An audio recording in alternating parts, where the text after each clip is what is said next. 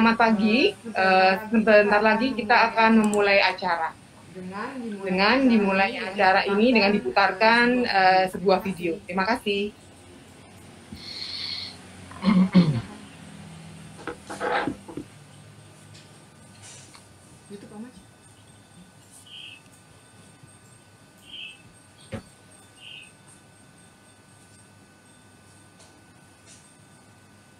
Peserta webinar, selamat pagi.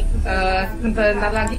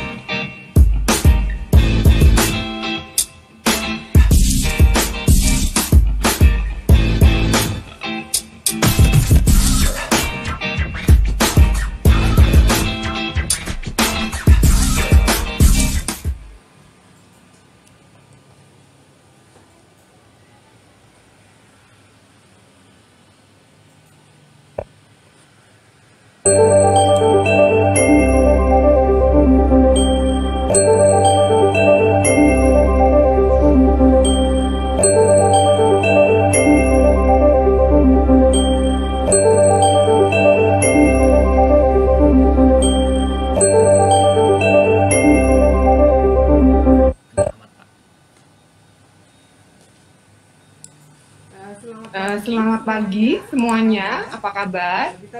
Kita berjumpa lagi pada Industrial Webinar Persi. Assalamualaikum warahmatullahi wabarakatuh. Salam sejahtera untuk kita semua. Saya akan menyapa dulu para pembicara hebat kita. Selamat pagi Pak Kuncoro Adi Purjanto, Ketua Umum Persi. Selamat pagi Bapak Insinyur Muhammad Nasir, moderator kita yang hebat pada pagi hari ini. Selamat pagi Bapak. Selamat pagi Ibu. Dr. Anissa Guni, terima kasih sudah bergabung. Selamat pagi. Dr. Cahyar. Selamat pagi Dokter. Dr. Cahyar ini SPMK dari Rumah Sakit Umum dan Insinyur MT. Beliau adalah Government Affairs Chair ASRE. Betul Pak, singkatannya ASRE Pak? Betul. Baik. Terima kasih. Selamat pagi dan selamat bergabung pada acara webinar Industrial Webinar Persi, adaptasi tata ruang dan tata udara ruang isolasi rumah sakit di masa pandemi COVID-19. Peserta yang mendaftar pada pagi hari ini ada sekitar 1.500 melalui go to webinar, maaf, nanti bisa langsung bertanya, sisanya melalui live YouTube. Jadi ini disiarkan langsung melalui live YouTube. Tidak berlama-lama lagi, kita akan memulai acara dengan kata pembukaan dari Bapak Ketua Umum Persi, Dr. Kuncoro Adi Purjanto MS. Kepada Bapak Kuncoro kami persilakan. Terima kasih Dr. Chris selaku MC. Bismillahirrahmanirrahim. Assalamualaikum warahmatullahi wabarakatuh. Salam sejahtera untuk kita semuanya. Yang kami hormati dan kami banggakan semua narasumber ini yang luar biasa, Dr. Anissa Guni, Dr. Ririn, Dr. Ririn, Pak Kafiuddin yang luar biasa, manusia langka katanya, Pak Nasir yang nanti jadi moderator. Ya, Pak. Ya, yang saya hormati semua partisipan. Tapi sebelumnya saya mengucapkan terima kasih pada Gata Medica ya telah membackup kami, dan mudah-mudahan ini berlanjut nih. Besok ada seminar nasional nih, Grace urusi Grace. Kalau mau gitu. Nah, tentu yang saya hormati juga ini para partisipan yang jumlahnya luar biasa banyaknya. Artinya apa? Bahwa yang kita lakukan, kawan-kawanku, sahabatku semuanya, ini adalah kebutuhan. Ya, kebutuhan. Kita berupaya selalu menjawab kebutuhan-kebutuhan, bukan keinginan-keinginan atau opini-opini. Bapak sekalian, saat ini kita akan mencoba dalam event ini bagaimana adaptasi tata ruang dan tata udara ruang isolasi rumah sakit pada masa pandemi COVID-19. Tentu ini adalah adaptasi, penyesuaian.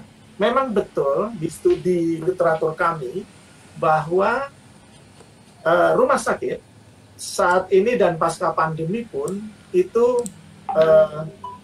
akan melakukan yang namanya balance act. Balance act itu artinya di satu sisi kita fokus melayani COVID, ya, alur, zoning dan sebagainya, termasuk penataan ini. Yang kedua tetap melayani pasien yang non COVID.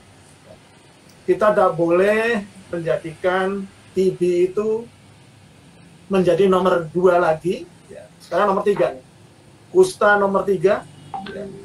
Bagaimana dengan HIV? Nah, itu ya. Jadi bagaimana yang lain-lainnya? Ya. Bagaimana penyakit kronis yang lainnya? Nah, ini tentu juga menjadi fokus rumah sakit. Surge capacity, gelombang besar kemarin ini dan saat ini masih berlangsung, ini melanda dunia. Ya. Melanda dunia itu bukan saja Indonesia artinya. Melanda dunia dan sekaligus merubah perilaku negara, perilaku pemerintahan, perilaku masyarakat, perilaku rumah sakit, perilaku profesi-profesi. Juga jelas di dalamnya juga memaksa ada perubahan perilaku semua sivitas hospitalia yang ada di rumah sakit.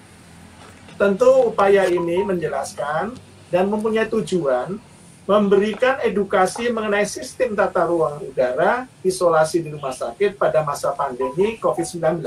Jadi event ini berupaya untuk menjelaskan, memberikan edukasi mengenai standar ruangan perawatan COVID-19 sesuai peraturan yang berlaku. Memberikan edukasi mengenai best practice sharing dan inovasi dari rumah sakit rujukan COVID-19. Nanti Bu Ririn nih yang best practice-nya nih ya. Nah, mudah-mudahan nanti bisa bagian dari proses belajar kita semuanya. Bapak sekalian, saya tidak berkepanjangan. Yang jelas bahwa dunia sedang mengalami proses belajar. Bangsa dan negara pun belajar. Rumah sakit itu belajar. Artinya apa? Rumah sakit di samping harus taat peraturan perundangan, taat pada protokol-protokol, taat pada standar operating prosedur, taat pada ya tentu standar operating prosedur dan sejenisnya. Ini kita harus sadar itu kita proses belajar terus-menerus. Selalu ada ketidaksempurnaan dalam proses ini. Rumah sakit itu ibaratnya seperti sebuah kota modern. Rumit. Kerumitan rumah sakit itu hanya ditandingi oleh kerumitan NASA. Jadi rumit banget. Tidak ada pelayanan publik yang serumit rumah sakit, lebih-lebih berhadapan dengan manusia, berhadapan dengan hak asasi manusia. Bapak Ibu sekalian, ini adalah era saatnya kalau balapan di tikungan terakhir. Balapan untuk menyesuaikan terhadap situasi yang ada sekarang dan yang akan datang. Saya yakin Bapak Ibu sekalian yang hadir di sini akan selalu proses belajar dan rasanya tidak cukup bahwa pertemuan hanya 2,5 jam ini tidak cukup. Harus ada follow up-nya. harus ada follow-up-nya, membangun standar-standar, kemudian di regulator itu mengiyakan untuk jadi panutan kita semuanya, tentu bersama-sama stakeholder yang lain. Saya berharap nanti Pak Andi Saguni ini ada produk lah. Mungkin sudah ada, tapi saya belum tahu ya draftnya untuk ini. Kita sharekan sekalian kalau sudah ada di sini, diingatkan bahwa kita mempunyai patokan yang harus kita lakukan bersama. Saya yakin Bapak-Ibu sekalian, kita akan memberikan yang terbaik pada anak bangsa ini. Saya yakin bahwa narasumber juga ini istilahnya niatullahnya memberikan yang terbaik untuk bangsa ini, untuk rumah sakit Indonesia, untuk manajemen rumah sakit Indonesia, agar apa? Efektif, efisien, safe, people-centered care, adil, integrated, tentu saja efisien, sekaligus Bapak-Ibu sekalian, akses terhadap pelayanan yang bermutu tetap dipertahankan di sebuah rumah sakit di Indonesia. Demikian Bapak sekalian, tadi ada informasi dari partisipan ini, ada Pak Bambang Wibowo. Terima kasih atas kehadirannya. Mudah-mudahan nanti kalau perlu ada tambahan dari beliau, silakan diberi kesempatan. Tadi nggak mau jadi panelis. Bapak-Ibu sekalian, saya kira cukup dari saya. Mungkin berlebih saya mohon maaf. Marilah kita nyatakan bahwa pertemuan hari ini ya terkait dengan adaptasi tata ruang dan tata udara ruang isolasi rumah sakit di masa pandemi COVID-19 ini kita nyatakan dibuka dan terbuka untuk umum. Terima kasih, kurang lebihnya sekali lagi mohon maaf. Assalamualaikum warahmatullahi wabarakatuh. Waalaikumsalam warahmatullahi wabarakatuh. Grace, saya izin ya Grace ke tempat lain. Bapak Ibu sekalian, narasumber mohon maaf karena harus ke tempat lain gitu. Terima kasih. Saya langsung izin. Terima kasih Pak Kun. Terima kasih kepada Bapak Ketua Umum atas kata sambutannya.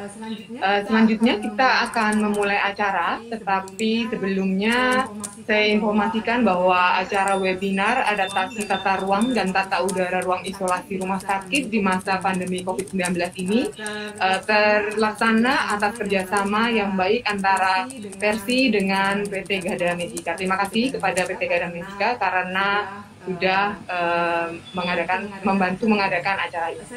Saya akan membacakan rundown acara hari ini. Kita mulai jam 10, kemudian kita akan selesai jam 12 tepat. Tadi sudah dibuka oleh Bapak, kemudian dilanjutkan nanti oleh Dr. Andi Saguni FA.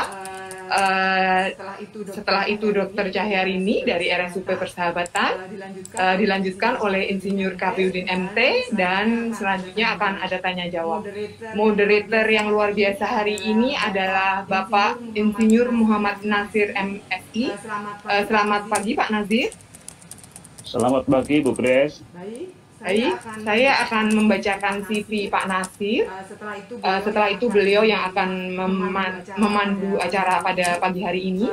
Pak Muhammad Nasir lahir di Tegal 29 Desember. Beliau sekarang tinggal di Bogor Raya Permai. Pendidikan beliau adalah akademisi penilik kesehatan teknologi sanitasi atau akademi kedinasan Depkes RI Jakarta. Kemudian Fakultas Teknis jurusan Teknis Lingkungan Universitas Syahid Jakarta, Program Magister Ilmu Lingkungan Universitas Indonesia UI Salemba Jakarta, Program Doktor Kandidat jurusan Teknik Lingkungan Institut Teknologi Bandung. Beliau saat ini bekerja di PNS di RSUP Persahabatan Kementerian Kesehatan RI sebagai Ketua Subkomite Pengembangan, Komite Penelitian dan Pengembangan RSUP Persahabatan, anggota Komite Etik Penelitian Kesehatan, Jabatan Fungsional Sanitarian Ahli Madya, dan banyak sekali ini jabatan di RSUP Persahabatan Saya akan membacakan secara ringkas saja. Beliau juga pengajar di perguruan tinggi negeri dan swasta. Kemudian beliau adalah anggota di Kompartemen Manajemen Penunjang di Perhimpunan Rumah Sakit Seluruh Indonesia di Persi. Beliau juga tenaga ahli konsultan di bidang kesehatan lingkungan, Green Hospital, teknik lingkungan, limbah B3 dan yang berkaitan dengan kesehatan lingkungan rumah sakit. Baik, Pak Nasir, saya serahkan acara ini kepada Bapak. Terima kasih. Baik, terima kasih Ibu Grace selaku MC.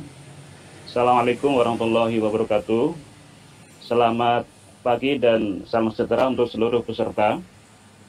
Pertama kami ucapkan selamat datang dan selamat bergabung para peserta di dalam acara webinar Persi dengan judul Adaptasi Tata Ruang dan Tata Udara Ruang Isolasi Rumah Sakit di masa pandemi COVID-19. Baik, Bapak Ibu sekalian, izinkan saya akan jadi moderator pada acara pagi hari ini yang akan memandu jalannya webinar ini 2 jam ke depan. Kita insya Allah akan berakhir di pukul 12 siang nanti. Bapak Ibu sekalian, rasanya ingin menegaskan kembali bahwasanya acara pada hari ini adalah merupakan kontribusi dari Persi dalam rangka sharing edukasi. Jadi selain untuk meningkatkan pemahaman, juga ingin mendorong kepedulian rumah sakit khususnya dalam rangka menyiapkan tata ruang dan tata udara ruang isolasi pada masa pandemi yang memenuhi standar. Baik Bapak Ibu sekalian, sebagai pengantar kami sampaikan bahwasanya berdasarkan data dari Satgas COVID-19, semalam saya lihat data angka kasus terkonfirmasi sudah mencapai 211.000 kasus. Jadi sudah cukup tinggi dengan angka kematian 8.544 kasus.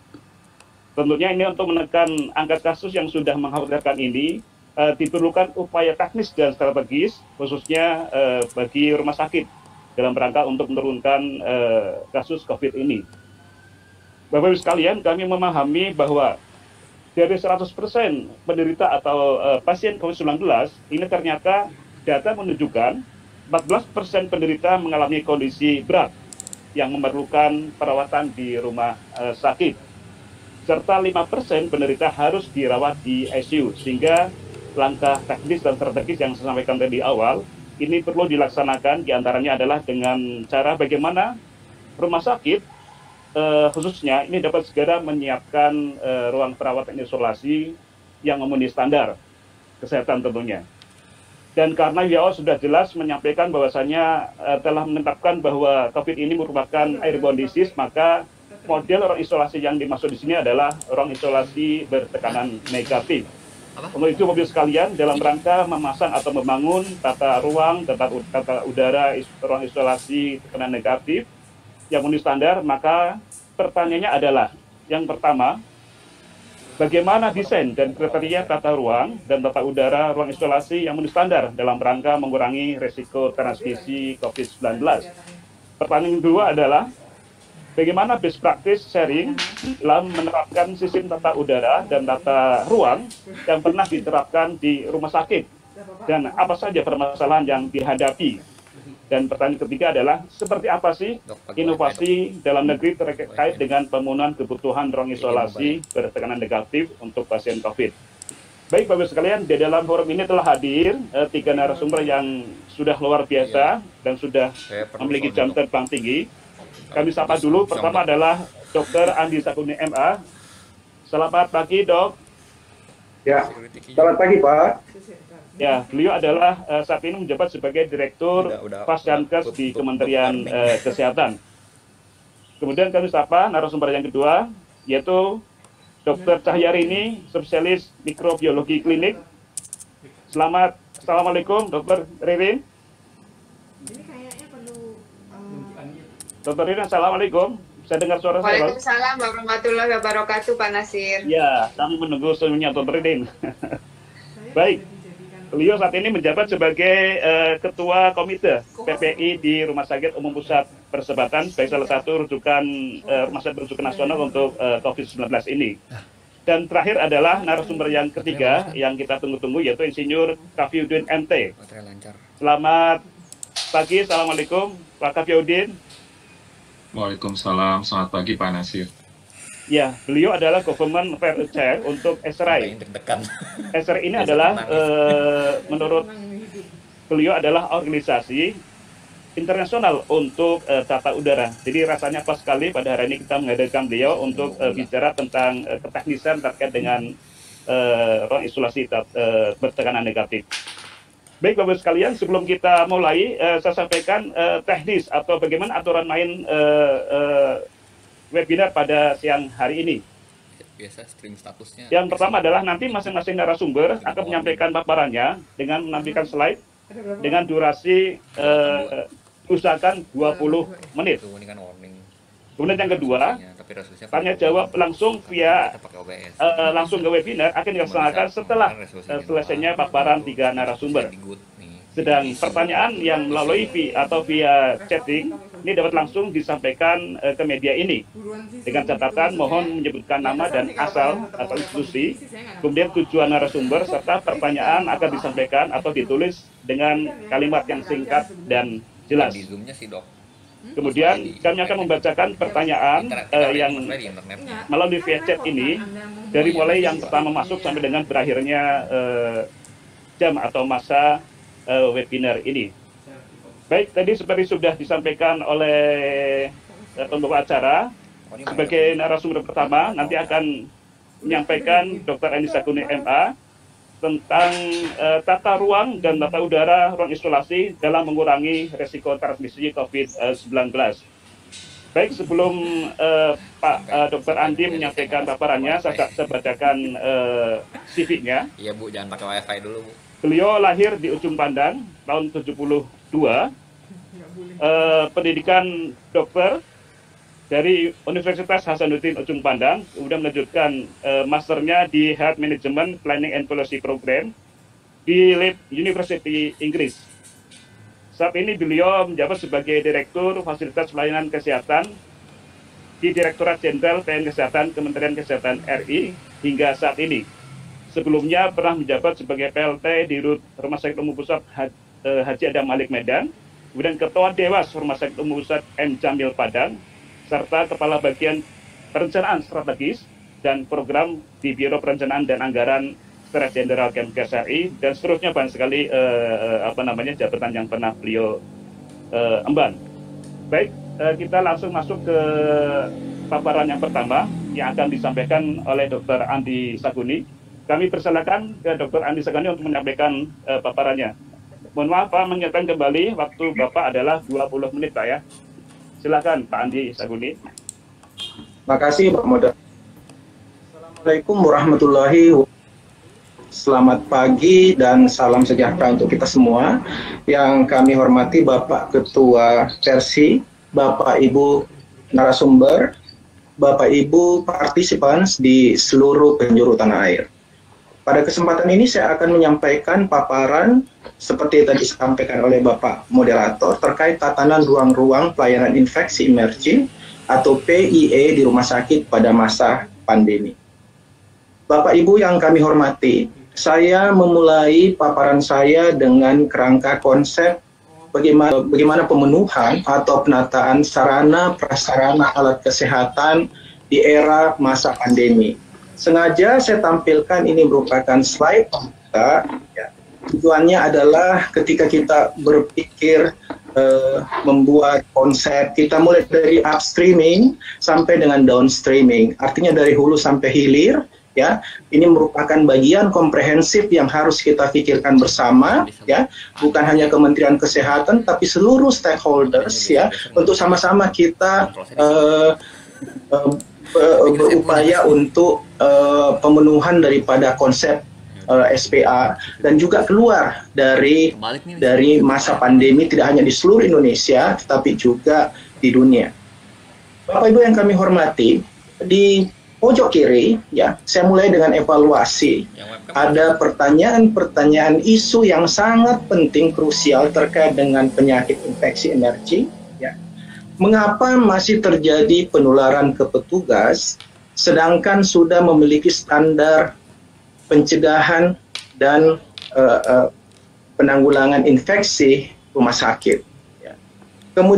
Kemudian juga, apakah tatanan ruang ruang di rumah sakit sudah optimal atau belum. Ya. Kita tahu bersama bahwa saat ini kasus meningkat, ya, seperti tadi disampaikan oleh Bapak Ketua Persi, tentunya juga harus diikuti dengan kesediaan input daripada sarana prasarana mengembangkan SPA ini. Apakah kita akan membangun baru ataukah kita mengembangkan, ya. Jika mengembangkan baru, tentunya juga kita harus mulai daripada studi kelayakan review tersebut. Nah, di sini, ya, pada saat kita berpikir apakah kita membangun baru atau mengembangkan, tentunya kita harus tahu betul, ya, mengkaji betul bagaimana pula penyakit kasus PIE yang sedang terjadi dan akan terjadi ke depan. Kemudian juga kelayakan Pasienkes dalam menangani kasus, kemudian kajian kapasitas pelayanan. Sebagai contohnya, ya, ketika kita akan mengembangkan, ya, fasilitas SPA untuk COVID-19 ini di suatu rumah sakit, ya, tidak serta-merta misalkan kita punya lahan, ya, kosong, terus kita berpikir kita bangun, ya, ruang isolasi COVID di situ. Tetapi apakah kita sudah mempertimbangkan aspek-aspek lainnya, seperti jarak antara masing-masing blok bangunan rumah sakit tersebut atau bagaimana? Ya.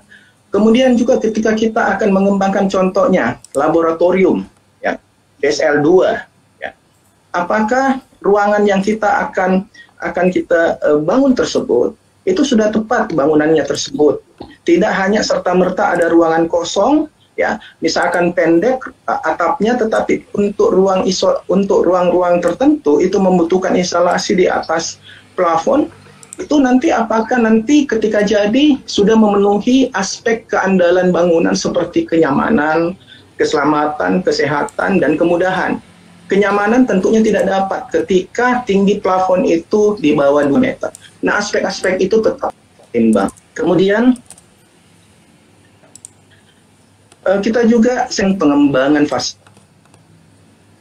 Tentunya tidak bisa kita hanya berpikir kepada fasilitasnya, sarana prasarana alat, tetapi juga kita berpikir bagaimana kesediaan SDM dan faktor-faktor lain. Dan ini harus berjalan sinergis, ya. Tidak bisa jalan di luar satu, kemudian faktor lain tidak dipertimbangkan.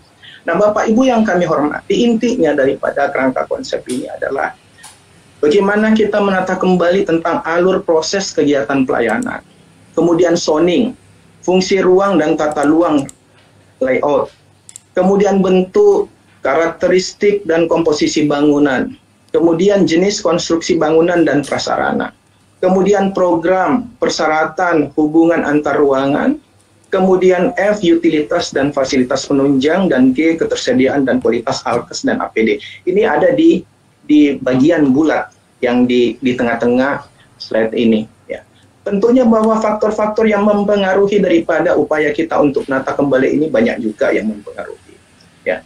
Termasuk misalkan bagaimana kondisi existing bangunan dan prasarana yang sudah ada. Ya. Kemudian desain arsitektur, kemudian struktur ME, kemudian juga bagaimana biaya, ya, dan juga anggaran untuk menata kembali ini. Bapak Ibu yang kami hormati, sebenarnya pemenuhan persyaratan teknis, ya, untuk ruang-ruang di rumah sakit itu sudah secara umum, ya, ada pada Permenkes nomor 24 tahun 2016 tentang persyaratan teknis bangunan dan prasarana rumah sakit. Kemudian kami juga di Dinkes telah mengeluarkan pedoman teknis bangunan dan prasarana ruang isolasi penyakit infeksi emerging dan beberapa petunjuk teknis lainnya. Nah, kita lihat ke slide yang ada, bahwa sebenarnya sudah ada di Permenkes 24, namun saya akan meng-highlight beberapa hal penting, ya, terutama ketika kita berbicara rencana blok atau block plan, kemudian site plan, masa bangunan, desain tata ruang dan komponen bangunan dan pemanfaatan ruangan.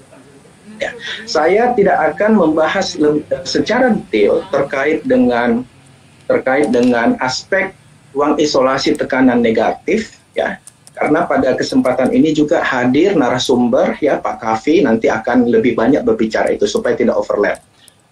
Nah, bagaimana ketika kita berbicara tentang rencana blok, ya, tentunya kita harus memperhatikan kepatuhan terkait dengan peruntukan bangunan disesuaikan dengan ketentuan daerah setempat, kemudian juga pengaturan jarak bebas antar bangunan, kepadatan bangunan dan ketinggian bangunan, ada aturan-aturan teknisnya.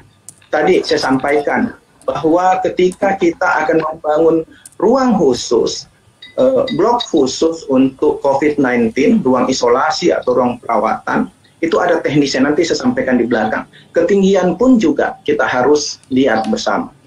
Kemudian berbicara tentang tata letak bangunan, tentunya kita berpikir kembali tentang sonasi. Kemudian terkait dengan massa bangunan, kami merekomendasikan agar massa bangunan itu tidak gemuk, ya, tetapi lebih kepada slope, lebih langsing bangunan tersebut, itu untuk memudahkan dilusi udara, kemudian pencahayaan, pertukaran udara. Kemudian bagaimana dengan desain tata ruang dan komponen bangunan, ya. Nah, ini untuk meminimalisir resiko penyebaran infeksi, antara lain pengaturan jarak antar tempat duduk di ruang tunggu, jarak antar bed, tata ruang dengan sonasi, sistem tata udara, material bangunan non-korosif, dan lain sebagainya. Nah, satu yang perlu diingat ketika kita berbicara desain tata ruang, tolong bahwa desain memperhatikan alur pergerakan petugas, pasien, dan barang one way flow. Jadi tidak ada cross infeksi. Apalagi ketika ada ruang-ruang lorong yang sempit, itu sebaiknya itu satu alur aja jalurnya. Dan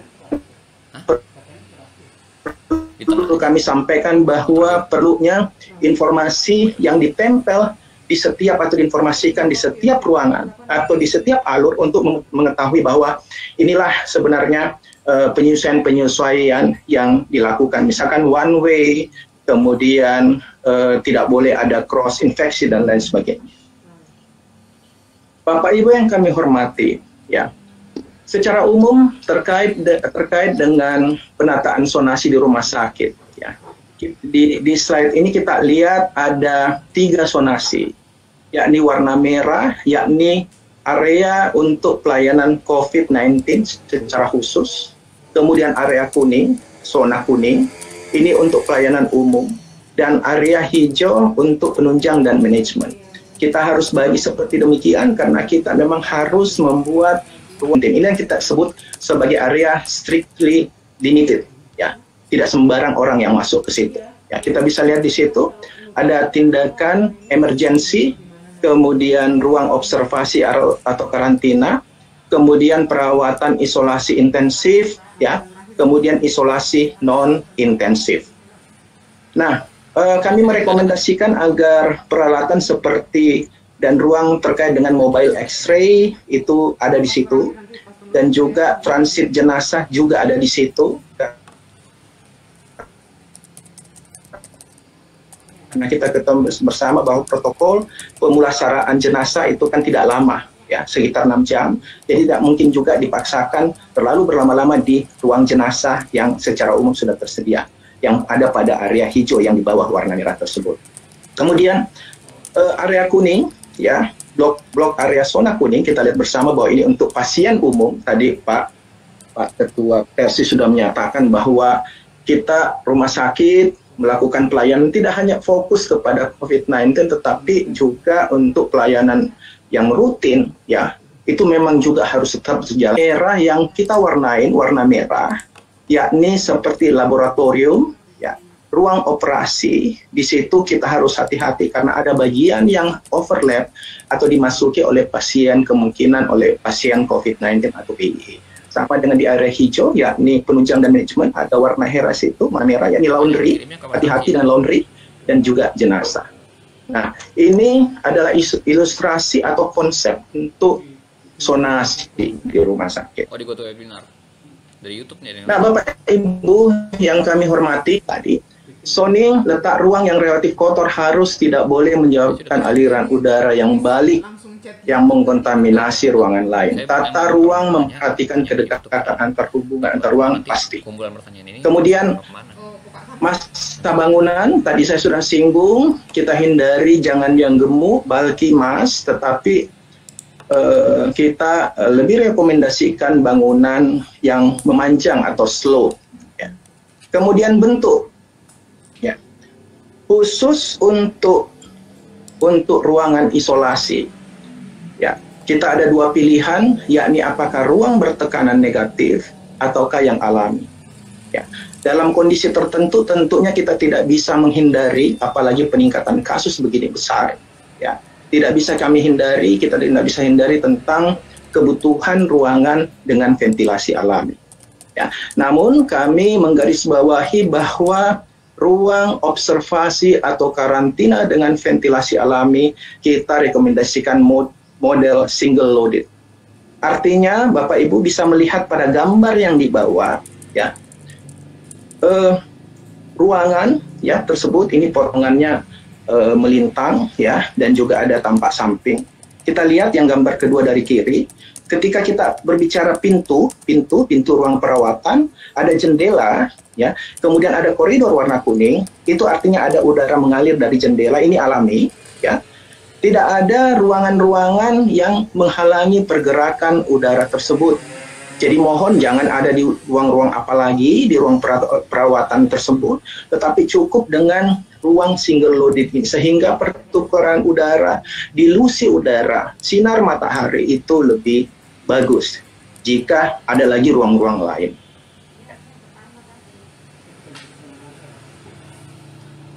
Kemudian pengaturan jarak antar massa bangunan tadi saya bilang, ya. Jarak antar bangunan untuk fungsi pelayanan COVID-19 atau PIE dengan bangunan fungsi lain harus cukup untuk kepentingan penghawaan, pencahayaan, dan dilusi udara. Disarankan, ya, jarak minimal adalah 8 meter apabila menggunakan sistem tata udara atau yang menggunakan ruang isolasi tekanan negatif. Jadi, ya, jadi ketika ada blok-blok bangunan, ya, kita mengharapkan seperti demikian, dan 20 meter apabila menggunakan ventilasi alami gabungan. Logikanya adalah apabila Bapak Ibu membuat ruang isolasi sangat berdempetan, misalkan cuma antar 4 meter, dengan ventilasi alami bisa kita bayangkan. Ya, penularan itu bisa terjadi di situ ya, dengan mudah. Kemudian kondisi sekitar ruang bangunan langsung mengenai exhaust pembuangan. Jadi misalkan ruang isolasi bertekanan ada standar ya bahwa exhaust-nya itu naik ke atas ya, kemudian exhaust udara buangan setelah disaring HEPA filter ya. Tapi itu buangannya itu memang juga jangan tertutup oleh mungkin ada gedung atau ruangan tertentu lagi ya, itu yang dimaksudkan. Kemudian Bapak Ibu coba kita lihat tata ruangan terkait dengan bagaimana ruang rawat jalan untuk meminimalisir resiko penyebaran infeksi. Semula seperti ini, kebiasaan kita menata ruangan seperti bagian kiri, ruang tunggu itu di tengah-tengah, ruang poli. Tetapi ya kami merekomendasikan agar ada perubahan-perubahan, seperti ruang tunggu itu diatur, tidak lagi di koridor, tetapi di bagian luar, ya, sehingga ini juga bisa menghambat ya penularan transmisi. Kemudian Bapak Ibu, ya, ini detail sekali, cukup detail, tapi ini perlu kita perhatikan bagaimana dengan pengaturan tata letak furniture. Kita lihat yang sebelah kiri yang tanda cross itu salah, karena ini ruang perawatan, ruang outpatient, ya, rawat jalan. Coba kita lihat ada jendela, ada pintu, pertukaran akan begitu, akan keluar masuk. Jika furniture kita tata seperti yang di sebelah kiri, akan terjadi hembusan udara dari pasien ke tenaga dokter atau paramedis. Jadi kita merekomendasikan seperti yang di bagian yang benar, centang benar, ya, di mana kemungkinan untuk transmisi hembusan angin ya dari jendela ke pintu jendela tidak berhadapan langsung.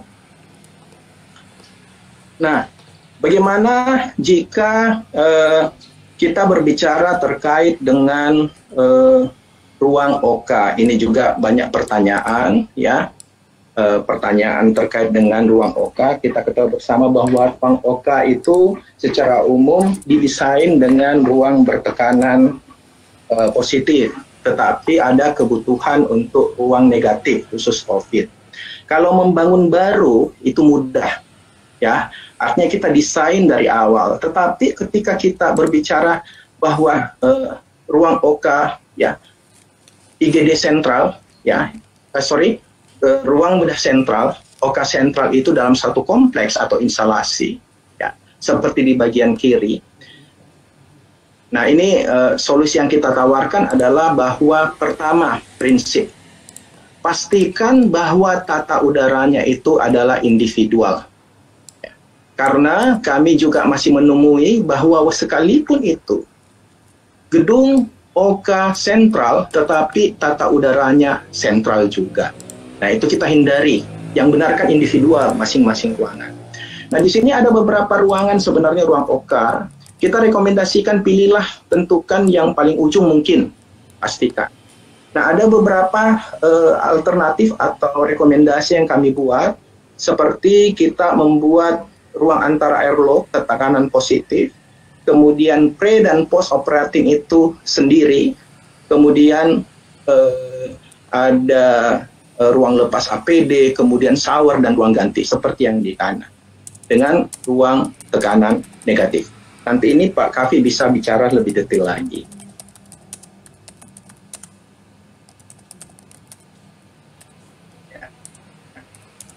Kemudian Bapak Ibu, bagaimana jika kita secara khusus berbicara tentang ruang isolasi, ya? Ruang isolasi tadi saya sampaikan bisa ruang isolasi tekanan negatif, bisa alami. Tapi pada prinsipnya adalah persyaratan teknis bangunan ruang-ruang pelayanan infeksi adalah persyaratan bangunan yang sudah mengantisipasi 3 kemungkinan, ya, apakah kontak, droplet maupun airborne. Kemudian bangunan sudah berada pada zona infeksi atau strictly limited access. Kemudian desain harus meminimalisir resiko penyebaran infeksi, tadi saya sudah sampaikan, ya. Pergerakan petugas, pasien, barang bersih kotor dengan konsep one way flow, tidak cross infection. Kemudian jarak antar bangunan tadi sudah. Kemudian untuk mencegah berkembang biak tumbuh suburnya mikroorganisme penyakit di ruang isolasi, maka diperlukan sistem tata udara khusus untuk menghindari penularan penyakit dan memperoleh tingkat kenyamanan termal, ya, jika pilihannya adalah ruang bertekanan. Kemudian bangunan harus memenuhi persyaratan lainnya, keandalan bangunan. Ya, Bapak Ibu ingat, ya, aspek kesehatan, keselamatan, kenyamanan, dan kemudahan. Terutama kenyamanan, kadang kita paksakan bahwa kita akan mengembangkan ruangan menjadi ruang isolasi bertekanan negatif. Padahal di master plan di awal itu tidak begitu, hanya karena ada kebutuhan ruang COVID dipaksakan. Akhirnya apa yang terjadi? Tidak nyaman nanti, tidak memenuhi aspek keandalan. Bapak Ibu sedikit lagi, ya. Ini jika kita berbicara ruang isolasi secara ruang isolasi tekanan negatif, ya, RITN, Bapak Ibu bisa lihat bagaimana ruang yang recommended. Ya, pertama adalah bahwa, ya, ini konus-konusnya tidak ada konus, ya, tidak ada sudut-sudut yang bisa untuk penyimpanan atau berkembang biaknya virus atau bakteri. Kemudian ini X-house grill minimal atau kurang lebih 30 cm dari lantai. Jadi posisi pas di dekat kepala pasien. Kemudian di depannya ada in-house inlet udara masuk yang tegak lurus, ya. Kemudian dihirup udaranya oleh X-house grill yang ada di samping. Ya. Kemudian hindari lantai atau dinding, ya, yang porosif, ya. Jika mau mengembangkan ruang isolasi atau perawatan di hotel, jangan sampai ada yang lantainya misalkan porosif, karpet dan dindingnya itu wallpaper dan lain sebagainya seperti demikian. Kami sampaikan Bapak Ibu, ya, ini untuk ruang isolasi tekanan negatif. Kita lihat di sini di skemanya agak kecil.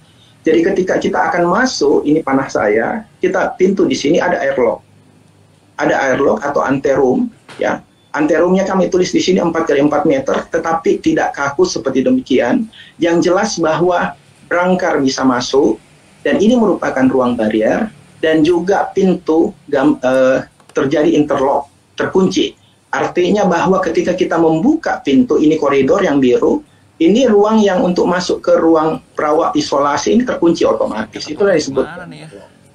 Dan tekanan mulai dari ini Pak Andi ini ketuker, jadi dia layar dari kan koridor masuk ke airlock atau anteroom, masuk ke dalam ruang isolasi ini toilet, itu berbeda, semakin negatif ya, semakin besar. Taruhlah misalkan di sini ruang koridor minus 5 Pascal, masuk ke airlock minus 10, ruang isolasi dan toilet itu minus 15, seperti demikian. Ya. Jika terpaksa bahwa ya perawatan pasien kohort harus ada terpaksa 2 bed, jarak minimal antar bed adalah 2,5 meter jika terpaksa. Ya. Nah, ini tadi saya sampaikan prinsip-prinsip desain ruang isolasi PIE. Ya, ini ada zona-zonanya juga. Ya, yang warna biru ini, maaf, ini zonanya ini bukan mengikuti seperti merah, kuning, hijau tadi yang di depan, tetapi untuk memudahkan saja.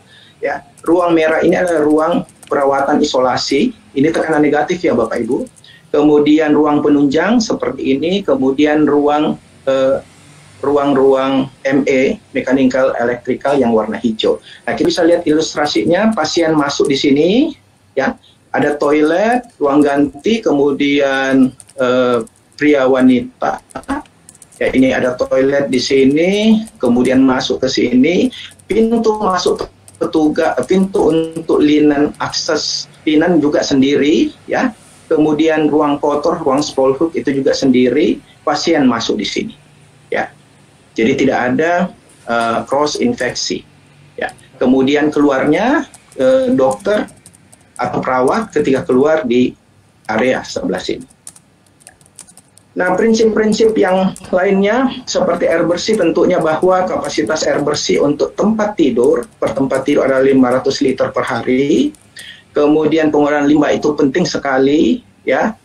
Jadi bagaimana kita men-treat ya untuk jaringan IPAL-nya, seperti contohnya bahwa pre-treatment klorin aktif harus lebih daripada 40 mg per liter. Kemudian juga limbah padat itu harus dikelola dengan metode teknis tertentu juga, nggak sembarang mengangkut. Jam-jam tertentu juga harus pengangkutan ke tempat TPS juga harus dijelaskan, juga harus juga ada aturannya, alurnya pun juga harus disusun. Sistem kelistrikan, Bapak Ibu, ya ini penting juga ketika akan mengembangkan, karena membangun ruang isolasi tekanan negatif juga banyak kebutuhan daya listrik. Sistem gas medis, kemudian terakhir sistem tata udara nanti disampaikan oleh Pak Kavi. Cuman saya mau menyampaikan bahwa ya ketika Bapak Ibu membangun atau mengembangkan sistem tata udara, biasanya kan kepada kontraktor bangunan umum. Tetapi khusus untuk tata udara ruang bertekanan, ya, harus melibatkan subkon, design by super specialist. Ini ada 6 parameter di sini.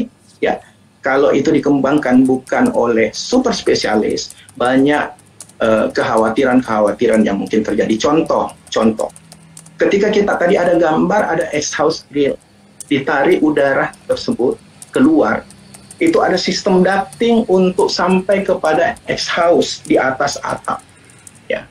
Nah, kalau ducting AC bocor, itu mudah sekali kita pantau, netes airnya, kayak pulau-pulau di plafon. Tetapi ducting, pembuangan itu kita nggak bisa lihat. Bagaimana proses pada saat pembuatan lasnya, sambungan-sambungannya, ductingnya tersebut. Ketika itu bocor, itu kembali ke ruangan. Bayangkan kalau udara terkontaminasi tersebut, virus itu kembali ke ruangan, itu bisa menjadi kita susah untuk memutus tali rantai penularan COVID tersebut. Ya, ini tadi sudah saya sampaikan. Namun prinsip tata udara secara umum bahwa ruangan tersebut harus ada pertukaran udara, ya, ada dilusi, istilahnya air ACH, air change hour. Ya, itu ada pertukaran udara, apakah secara alamiah maupun dengan mekanis. Terakhir, Bapak Ibu, kami sampaikan ini nanti akan disampaikan secara detail oleh Pak Kavi. Namun, kami sampaikan bahwa sebagai lembaga yang berfungsi untuk tidak hanya untuk kalibrasi pengujian produk Alkes, kami memiliki BPFK, LPFK, Balai Pengamanan Fasilitas Kesehatan, dan cabangnya LPFK, UTFK di 8 kota. Ini kami sudah tugaskan kepada seluruh persona yang ada di situ Dangka untuk COVID-19 ini, bahwa Bapak Ibu ya dari rumah sakit tolong bisa komunikasikan atau dapat meminta pertimbangan teknis. Mereka siap turun. ada di kota Jakarta, Surabaya, Medan, kemudian Palembang, Banjarbaru, Banjarmasin, Makassar, Papua. Ya. Nah, ini parameter-parameter yang mereka akan pantau sehingga sistem tata udara tekanan negatif atau positif di rumah sakit bisa terkawal kualitasnya. Demikian Bapak Ibu paparan dari kami ya. Ini waktu sangat terbatas, jadi mohon maaf kalau ada hal-hal atau kurang berkenan atau waktunya lewat sedikit. Atas perhatian Bapak Ibu kami ucapkan terima kasih. Kami kembalikan kepada moderator. Baik, Pak Andi Saguni yang sudah menyampaikan paparannya, saya kira menarik ya. Nanti akan didetailkan kembali oleh Pak Kafi ya, terkait dengan desain teknis ruang isolasi tekanan negatif. Baik, bagus. Kedua, yang akan disampaikan oleh Dr. Cahyarini, spesialis mikrobiologi klinik konsultan, yang akan menyampaikan terkait dengan best practice sharing di Rumah Sakit Persahabatan. Sebelumnya akan kami bacakan biodatanya. Lahir di Surakarta tahun 1974, tinggal rupanya sama dengan saya di Kota Bogor. Kemudian pendidikan Fakultas Kedokteran di Universitas Yarsi Jakarta, melanjutkan ke spesialis mikrobiologi klinik di FKUI Jakarta.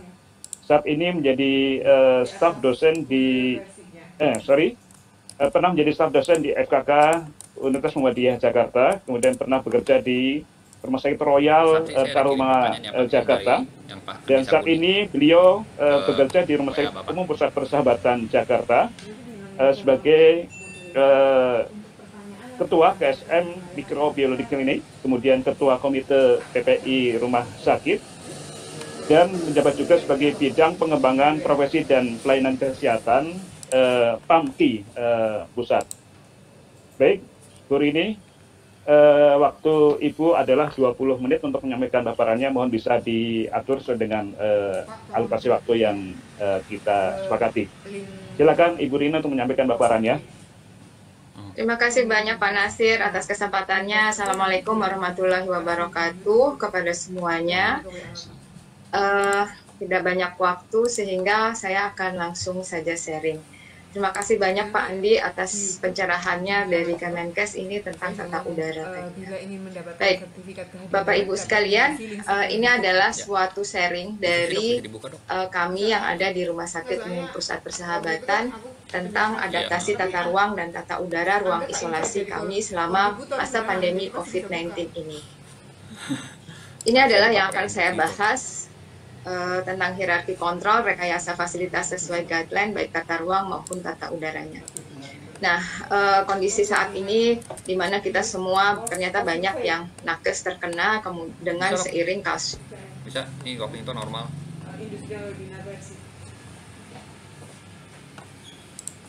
Ini kenapa itu caranya mati? Suaranya mana? Suaranya hilang. Enggak.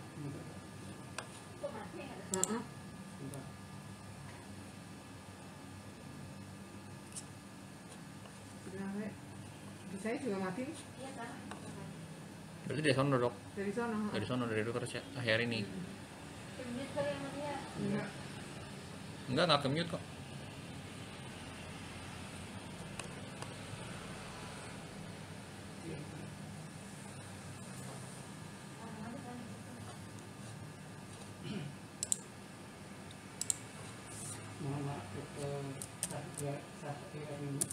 untuk suaranya masuk.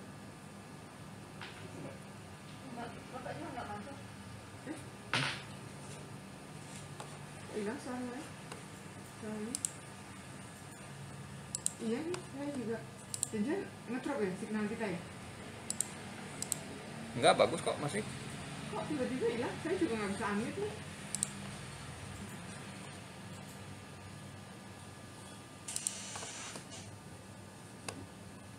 Ini Pak kayaknya. Ada. Coba dilihat. Di saya nggak ada suara. Saya nggak bisa. Ada. Ada.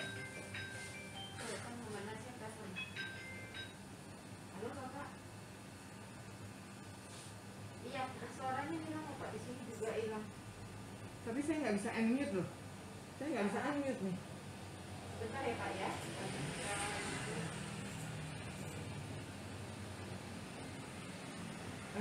Bilahnya persahabatan ini punya desain atau punya arsitek yang horizontal dengan tata udaranya yang banyak dan dipenuhi dengan banyak sekali taman. Nah, untuk engineering control dalam hal ini ya dari aplikasi agak-agak error. Apakah boleh kembali ke 2 slide berikutnya? Tadi suara sempat hilang karena. Oke, siap. Slide sebelumnya ya maksudnya ya. Dari sini ya?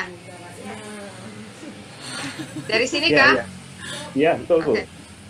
Ya, baik, saya akan ulang sedikit tentang hierarki kontrol. Itu ini adalah suatu hierarki dalam kita mengontrol suatu hazard atau bahaya.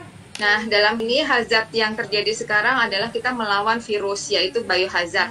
Nah, itu tidak bisa kita lakukan dengan cara eliminasi atau substitusi, di mana virus tersebut menempel atau menyebabkan sakit pada manusia, sehingga kita tidak mungkin memusnahkan manusia tersebut untuk menghilangkan virusnya. Atau kita melakukan replacing virus tersebut dengan sesuatu yang lebih ringan bahayanya. Nah, mau tidak mau kita harus melakukan 3 hal, yaitu engineering control, administrative control, dan APD atau PPE. Engineering control ini hierarkinya di atas lebih tinggi di administrative control. Artinya kita harus melakukan suatu perubahan atau adaptasi atau rekayasa dalam bangunan-bangunan atau ruangan-ruangan tempat perawatan pasien COVID kita. Ini dengan tujuan untuk mengisolasi manusia yang terkena supaya manusia lain tidak tertular. Terus kemudian untuk administrative control ini adalah suatu perubahan perilaku, baik perilaku yang harus berubah untuk mencegah transmisi, dan terakhir amunisinya adalah APD. Kita tidak bisa mengandalkan APD saja untuk melawan COVID ini karena persediaannya yang terbatas dan kita masih mengandalkan impor. Saya lanjut bahwa rumah sakit kita bangunannya ada yang bentuknya rata-rata, kebanyakan sekarang itu vertikal dengan closed system ventilation, jadi justru mengandalkan AC sentral dan hanya sedikit sekali yang mempunyai ruang terbuka yang lebih banyak dibandingkan dengan ruangan tertutupnya. Kebetulan di Rumah Sakit Persahabatan, ini peninggalan Rusia satu-satunya di Indonesia, kami punya landscape yang luas dengan banyak sekali udara terbuka sehingga kami lebih mudah menata tata udara maupun tata ruangannya. Nah, antara 2 hal dalam engineering control ini yang harus kita pertimbangkan, mau aman atau nyaman. Dalam hal pandemi, kita tentu saja mengutamakan yang keamanannya dibanding kenyamanannya. Nah, kalau bisa memang aman dan nyaman, tapi ini semua pasti perlu harga yang tinggi, perlu harga yang mahal untuk mencapai keduanya. Untuk itu, maka rumah sakit bisa melakukan rekayasa berdasarkan budgetingnya atau berdasarkan kebutuhannya mana yang diutamakan. Tapi dalam hal pandemi ini, mohon utamakan keamanannya terlebih dahulu. Mengenai tata ruang dan tata udara selama era COVID, ini panduan yang kami pakai, baik dari WHO, CDC maupun Kemenkes sendiri, dengan misalnya kebutuhan ventilasi udara di sebuah ruangan, kemudian ACH-nya berapa, dan juga kewaspadaannya untuk terjadi kalau potensinya airborne. Nah, mohon diingat bahwa COVID ini sebetulnya penularannya adalah melalui droplet dan kontak. Airborne, itu potensi airborne terjadi pada kondisi di mana kita melakukan tindakan atau ada suatu hal yang aerosol generating procedure yang menimbulkan suatu aerosol sehingga virus tersebut bisa melayang-layang di udara lebih lama dibandingkan dengan kalau droplet dan kalau penularannya biasa bukan aerosol. Nah, ini adalah syarat-syarat yang standar ruang untuk airborne infection isolation sesuai dengan yang diterangkan oleh Dr. Andi tadi.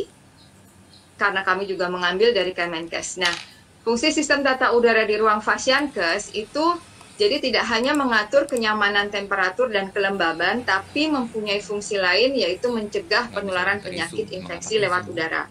Jadi precaution kita, alangkah lebih baiknya jika standarnya lebih tinggi yaitu airborne, sehingga kita tidak abai jika potensi tersebut sewaktu-waktu muncul.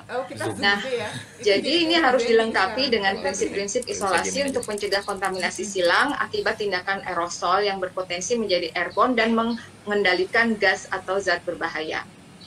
Prinsip isolasi pada tata udara di Fasiankes itu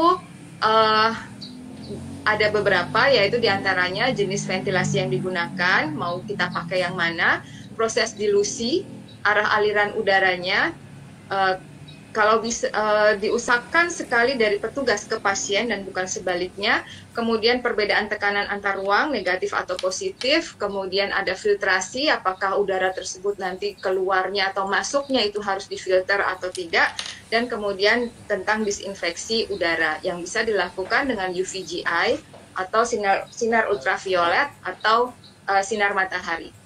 Nah, seperti kita ketahui, jenis ventilasi ini ada 3, yaitu ventilasi alami, mekanik, dan campuran. Ini adalah asumsi dari ventilasi-ventilasi tersebut. Analoginya adalah seperti ini, arahkan aliran udara tersebut dari petugas ke pasien, dan hindarkan terjadinya turbulensi udara baik bersih maupun kotor, sehingga nanti akan berbalik ke petugas udara kotornya, dan kemudian pertimbangkan area nyaman dan aman dan nyamannya ini. Jadi pembuangan, penyaluran, dan disinfeksi udara itu harus memperhatikan lingkungan di sekitarnya. Jangan sampai kita membuang udara kotor, tapi udara kotor tersebut adalah area lalu lalang orang lain atau berdekatan sekali dengan gedung sebelahnya. Nah, rekayasa tata ruangan prinsipnya adalah memisahkan area bersih dan kotor. Tujuannya mencegah penularan dari pasien ke petugas, kemudian mencegah penularan antar petugas sendiri dengan mempertimbangkan baik jarak, ventilasi, dan durasi selama kita bekerja. Nah, caranya adalah kita melakukan pengaturan workflow petugas, kemudian alur masuk dan keluar pasien yang berbeda, kemudian berbeda dengan petugas, kemudian alur masuk obat, alat, dan makanan atau minuman, dan buatlah sistem komunikasi dari area merah ke hijau dan membuat sistem pemantauan pasien dengan CCTV.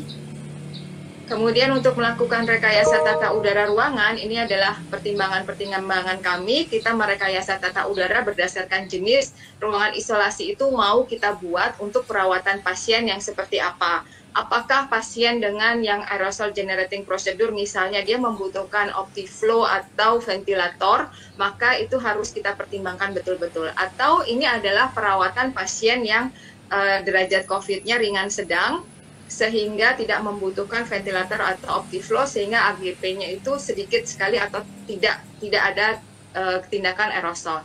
Dan kita pertimbangkan distribusi udara, kita mau lakukan resirkulasi atau non-resirkulasi. Kemudian lokasi ruangan ini dengan lingkungan sekitarnya bagaimana, kemudian yang tidak kalah penting adalah budget dari rumah sakit ini, kira-kira kita bisa melakukan level yang seperti apa untuk pembenahan atau rekayasa tata udara dan tata ruangan ini. Ini adalah gambaran ruang isolasi khusus di RSP. Sebelum COVID, isolasi khusus kami itu ada di ruang IGD dan Pinere dengan hanya sedikit bed. Dan ini dipakai untuk isolasi di IGD, itu kita biasa gunakan untuk ruang isolasi. Kemudian untuk Pinere, ini adalah untuk yang airborne disease lainnya seperti avian influenza, dulu pernah menjadi booming, menjadi pandemi juga. Jadi pasiennya kalau misalnya ada avian influenza itu jalurnya dari IGD itu langsung dibawa ke Pinere. Jadi Pinere itu dianggap sebagai IGD-nya avian influenza. Jadi pasien tersebut tidak transit di IGD. Namun sekarang sesudah COVID maka IGD itu kami sulap semuanya menjadi ruang perawatan COVID dengan memperbanyak bed dan ruang isolasinya ditambah. Kemudian ICU juga kami lakukan rekayasa, jadi untuk perawatan COVID dan non-COVID ada yang berbeda. Kemudian Pinere tetap dan ditambah lagi dengan ruang perawatan lainnya yang tidak waktu itu digunakan untuk bangsal penyakit dalam misalnya, atau bangsal bedah dan bangsal paru, maka semua ini akan telah menjadi ruangan COVID, baik tergantung derajat penyakit COVID-nya tersebut, apakah ringan, sedang, berat, itu berbeda-beda kita tempatkannya. Ini contoh waktu itu kami merubah ruang rawat biasa menjadi ruang rawat isolasi. Dulu ini adalah di IGD, bangsalnya banyak sekali bed, dan kemudian kita lihat di sini ventilasinya tertutup semua. Lalu sesudah renovasi, karena kita harus cepat sekali menerima pasien, begitu banyak pasien yang datang ke kami harus cepat melakukan rekayasa, maka ini adalah bentuk-bentuk rekayasa kami secepat mungkin. Kita bikin oret-oretan, kira-kira modifikasi tata udaranya seperti apa, dan kemudian kita lakukan pengecekan apakah betul alirannya masuk atau keluar dari exhaust fan. Nah, kita juga lakukan batasi hazard dengan membuat zonasi, jadi semua ruangan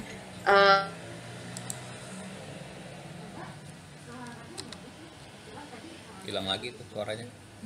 Hilang lagi suaranya. Enggak di tempat saya. Berarti di YouTube dong. IGD-nya ada yang adalah di dalam kotak merah ini. Kemudian IGD saat ini yang terjadi, kami juga walaupun IGD telah menjadi zona merah, tapi tetap kami bagi dalam zona merah tersebut menjadi beberapa area. Jadi ada area merah, ada area hijau, dan ada area kuning.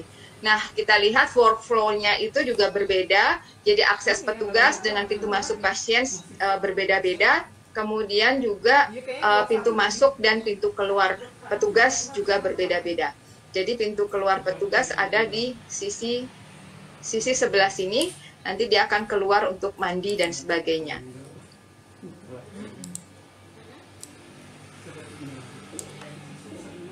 Ini contoh dari zona merah dan hijau dalam ruang perawatan. Kita lihat ini adalah ruang isolasinya dengan dan petugas yang bekerja di zona hijau, maka mereka tidak perlu menggunakan APD sampai level 3 atau level 2. Mereka cukup dengan level 1, yaitu masker bedah, karena mereka bekerja di tempat yang bersih, tidak bersinggungan langsung dengan pasien. Nah, langkah ini dalam rangka zonasi ini juga akhirnya membuat efisiensi dalam hal pemakaian APD, sehingga APD kita tidak overuse atau tidak boros dalam pemakaian APD yang mahal. Kemudian kita letakkan semua rekam medis itu di area hijau, sehingga area hijau rekam medis itu tetap bersih, dan karena rekam medis itu berpindah-pindah dari satu tempat ke tempat lain dan satu petugas ke petugas lain, maka kita pisahkan dia di area hijau. Untuk komunikasinya, jadi perawat atau petugas yang ada di dalam ruang isolasi menggunakan komunikasi dengan HP khusus zona merah atau papan tulis anak-anak seperti itu, dan petugas yang ada di area hijau lah yang mencatatkannya di dalam rekam medis dengan prinsip TBAK. Nah, ini juga dilakukan validasi tata udara secara rutin. Ini adalah contoh pengaturan ruangan dan tekanan udara yang bisa dilakukan. Jadi prinsip-prinsipnya, kalau misalnya kita telah membagi ruangan itu menjadi area merah, maka jangan sampai udara dari area merah itu keluar ke area kuning atau hijau, bahkan hijau sekalipun. Itu prinsipnya. Jadi kalau usahakan udara itu mengalirnya dari yang hijau ke yang merah. Dan ini kalau misalnya potensi airborne, maka mungkin nanti bisa lebih dijelaskan oleh Pak Kavi, karena saya hanya praktisi di rumah sakit, bagaimana caranya melakukan suatu rekayasa di rumah sakit. Ini apa bedanya sih tekanan negatif dengan tekanan positif? Kalau udara itu bergerak dari tekanan positif ke tekanan negatif, intinya itu. Sehingga kalau misalnya tekanan negatif, ruangan tersebut menjadi tekanan negatif, maka udara-udara di sekitarnya akan masuk ke dalam ruangan tersebut. Itu sebabnya dia dipakai untuk isolasi airborne. Sedangkan positif itu udara yang dari dalam ruangan justru dikeluarkan. Nah, ini dipakai biasanya untuk ruangan perawatan pasien imunokompromis. Jangan sampai justru dia banyak tertular dari udara-udara lingkungan sekitarnya. Nah, ini juga bisa, ini kami buat simulasinya untuk edukasi di rumah sakit. Apa sih bedanya tekanan negatif dengan positif? Jadi ini ada kita lihat panahnya, pergerakan udara dari mana ke mana. Nah, untuk kamar mandi itu dibuat lebih negatif daripada ruangan pasien tersendiri karena kita mau alirannya itu satu arah. Kalau Bapak dinaikin jadi demikian ya. Terus kemudian untuk kamar operasi juga demikian, kita masih tetap pakai yang tekanan positif karena menghindari infeksi daerah operasi. Nah, di kamar operasi pun sebetulnya kita tidak perlu takut karena di sini ada suatu laminer atau air curtain atau suatu gorden yang terbuat dari udara, di mana udara bersih itu masuk dari atas kemudian ke bawah, dan ini akan membatasi containment atau penularan dari pasien ke petugas. Jadi ini ada aliran udara yang ke bawah, kemudian dibawa ke bawah. Kalaupun ada penularan dari pasien, udara dari pasien tersebut dialirkan ke bawah, kemudian dibuang ke exhaust fan yang ada di panel bawah. Nah, ini yang kita buat di rumah sakit kita buat anterumnya itu menjadi negatif dibandingkan kamar operasi dan koridornya. Sehingga kalaupun ada udara yang sempat lolos itu ditangkap di anterum, dan dari yang koridor pun masuk ke anterum. Ini untuk OKA COVID kami. Nah, ini adalah air curtain chambernya. Nah, banyak rekayasa yang bisa kita lakukan baik secara mekanik, baik dengan sistem AHU, exhaust fan yang biasa saja, atau bahkan HEPA filter. Handphone saya. Mana yang kita pilih tergantung kebutuhan kita. Untuk rekayasa tata udara resirkulasi, maka kita bisa lakukan, ini masih diperbolehkan oleh WHO, asal udara yang masuk dan keluar itu dilakukan filter atau filtrasi atau penyaringan dengan HEPA. Bahkan kalau yang mau terbaik adalah dengan ULPA. Nah, untuk yang non resirkulasi, maka kita buat aliran udaranya itu satu arah. Jadi udara bersih masuk dari atas, kemudian kita pompa keluar dari bawah, dan kemudian dialirkan melalui ducting ke lingkungan sekitarnya. Nah, ini kalau misalnya kita lakukan dengan exhaust fan, kalau misalnya sebelumnya itu adalah, saya balik dulu, kalau ini ideal untuk tindakan aerosol, jadi 100% adalah fresh air yang dimasukkan ke dalam, dan ini terjadi dilusi udara. Kemudian kalau kita lakukannya dengan exhaust fan, maka ini juga masih ideal untuk airborne, tapi suhu, kelembaban, dan tekanan sulit dikondisikan, dan ini juga tetap bisa negatif pressure dengan ACH lebih dari 12. Namun, mohon pertimbangan kenyamanannya. Karena di sini akan terjadi panas, karena 100% udara nanti akan dibuang. Dan ini adalah salah satu juga rekayasa untuk yang non-resirkulasi, kita juga bisa melakukan dengan AC split duct. Ini mohon dikoordinasikan saja dengan teknisi rumah sakit. Saya tidak akan menjelaskan panjang lebar tentang hal ini, tapi ini adalah aliran udaranya. Kita lihat aliran udaranya. Nah, untuk contoh di ruangan kita dari nurse station yang tadi zona hijau, kemudian ada yang anterumnya, kemudian ada di ruang observasi pasien yang zona merah, maka ini yang terjadi, udaranya kita lakukan seperti ini. Dan exhaust fan yang ada di sini dibuat ducting keluar gedung, kemudian dibuang di atap gedung dengan filtrasi. Nah, sistem udara buang ini bisa kita lakukan seperti ini caranya, dan ini kita lakukan di IGD dengan pipa-pipa pralon tadi ya. Nah, prinsip dilusi udara itu sebetulnya adalah sama dengan prinsip kalau kita melarutkan atau mencairkan cairan atau kuman. Sehingga kalau ini dilusinya dengan udara, bukan dengan suatu larutan atau cairan. Semakin besar ACH-nya, maka semakin cepat proses pengenceran konsentrasi kontaminan tersebut. Kemudian kita lakukan validasi sistem tata udara dengan negatif itu, caranya adalah dengan cara yang sangat sederhana, bisa dilakukan dengan asap. Kalau asap masuk ke ruangan berarti itu negatif, kalau misalnya keluar ruangan itu positif. Dan jika asap tidak masuk dan tidak keluar, maka itu nol atau tidak bertekanan. Terbaik adalah kita melakukan, ada ruangan tersebut jika dilengkapi dengan magnehelix, sehingga kita tahu tekanan paskalnya itu berapa, apakah -5 atau 0 atau positif. Ini dengan pembakaran, bisa dengan vape atau pembakaran ya, ini api, jadi kita bisa lihat arah asapnya. Selain itu untuk alat-alat lainnya, ini yang lebih bagus lagi, ada vaniometer dan ada alat pengukur ACH tersendiri. Nah, ini teknisi yang teknisi kita lakukan, dan ini juga dilakukan oleh IPCN kita di Rumah Sakit Persahabatan.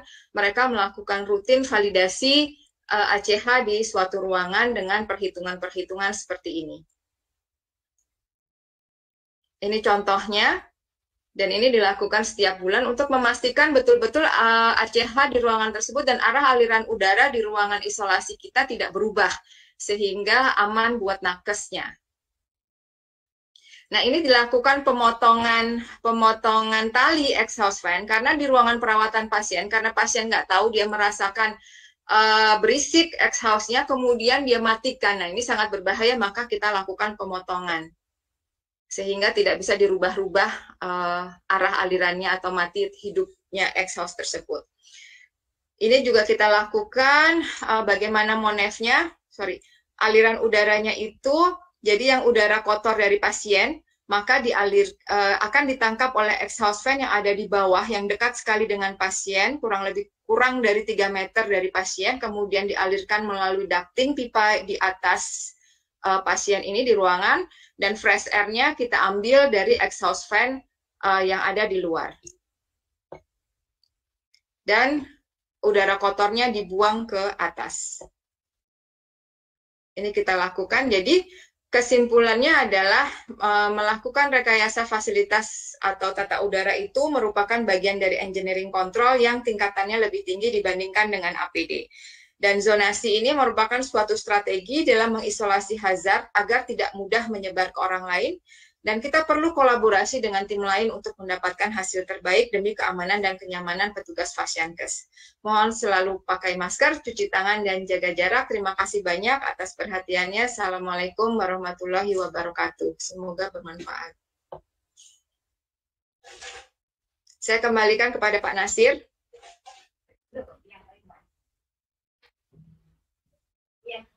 Baik, Dr. Giri, terima kasih banyak.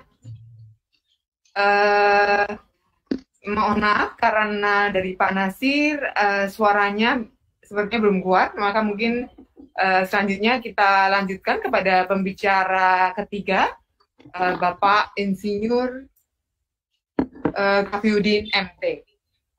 Untuk CV, apakah bisa ditampilkan?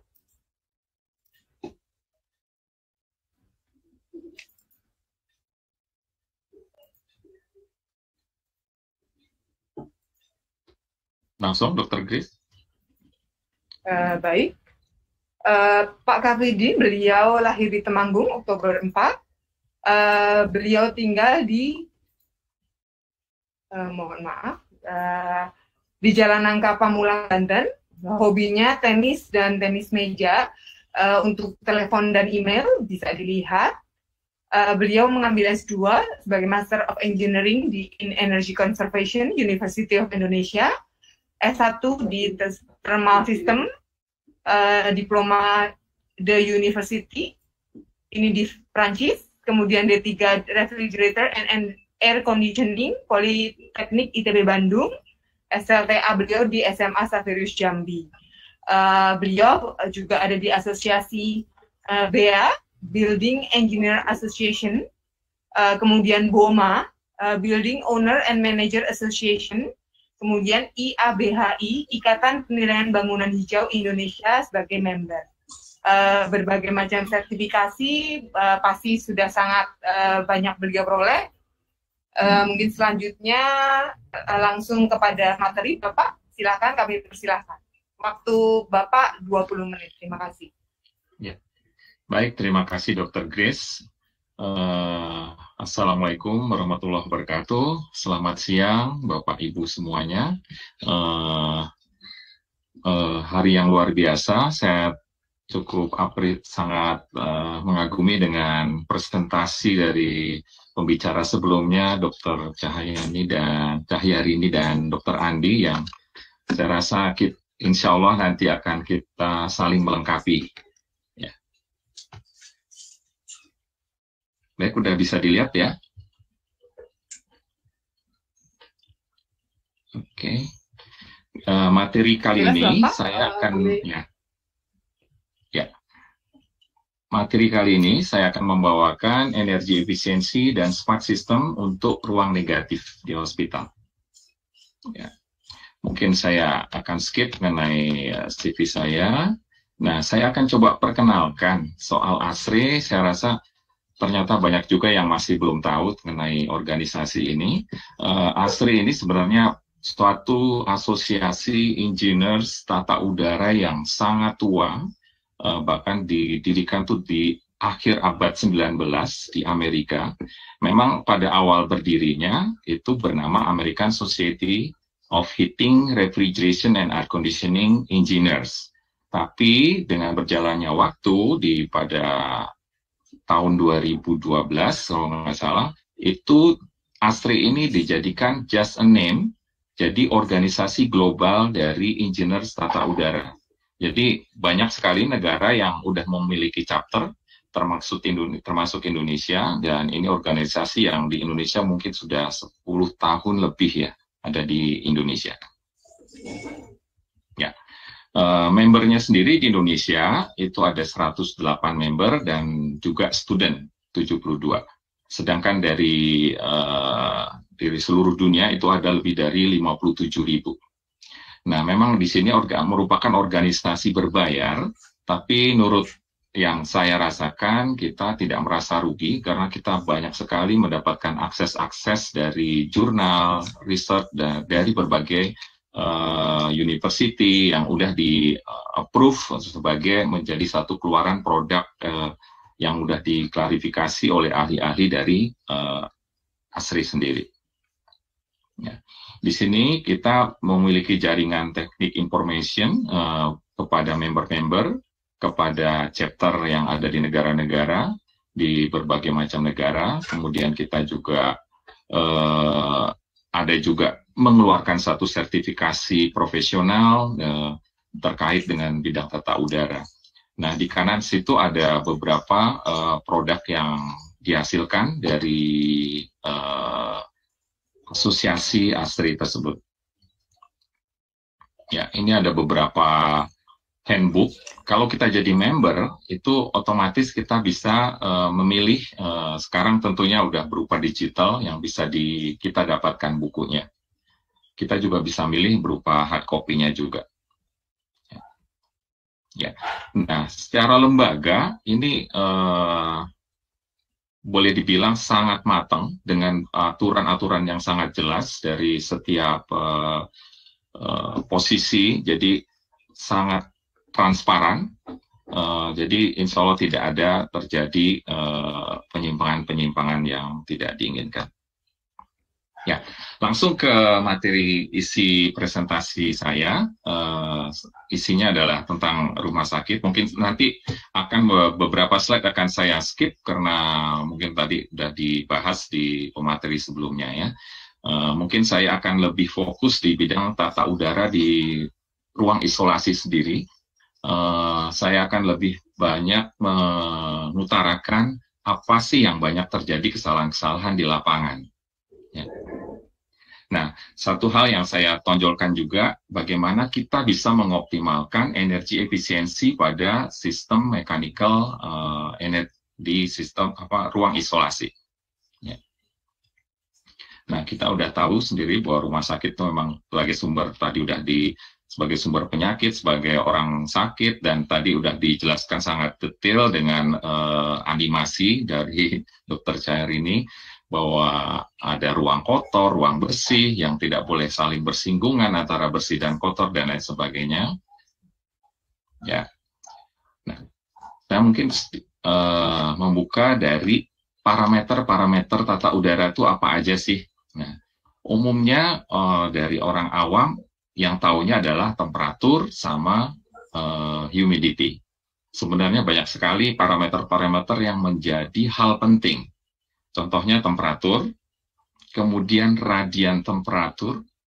Radian temperatur mungkin kalau bisa saya jabarkan yang lebih spesifik adalah misalkan kita berdiri di perimeter bangunan di kaca yang mana penuh full kaca. Pasti kita walaupun temperatur di sebelah yang mendekatin ke ruang tengah serasa dingin, bisa jadi kita merasa hangat karena adanya radian temperatur.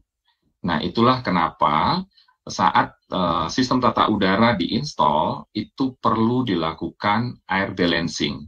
Jadi, bisa jadi, dan itu tergantung dari orientasi bangunan.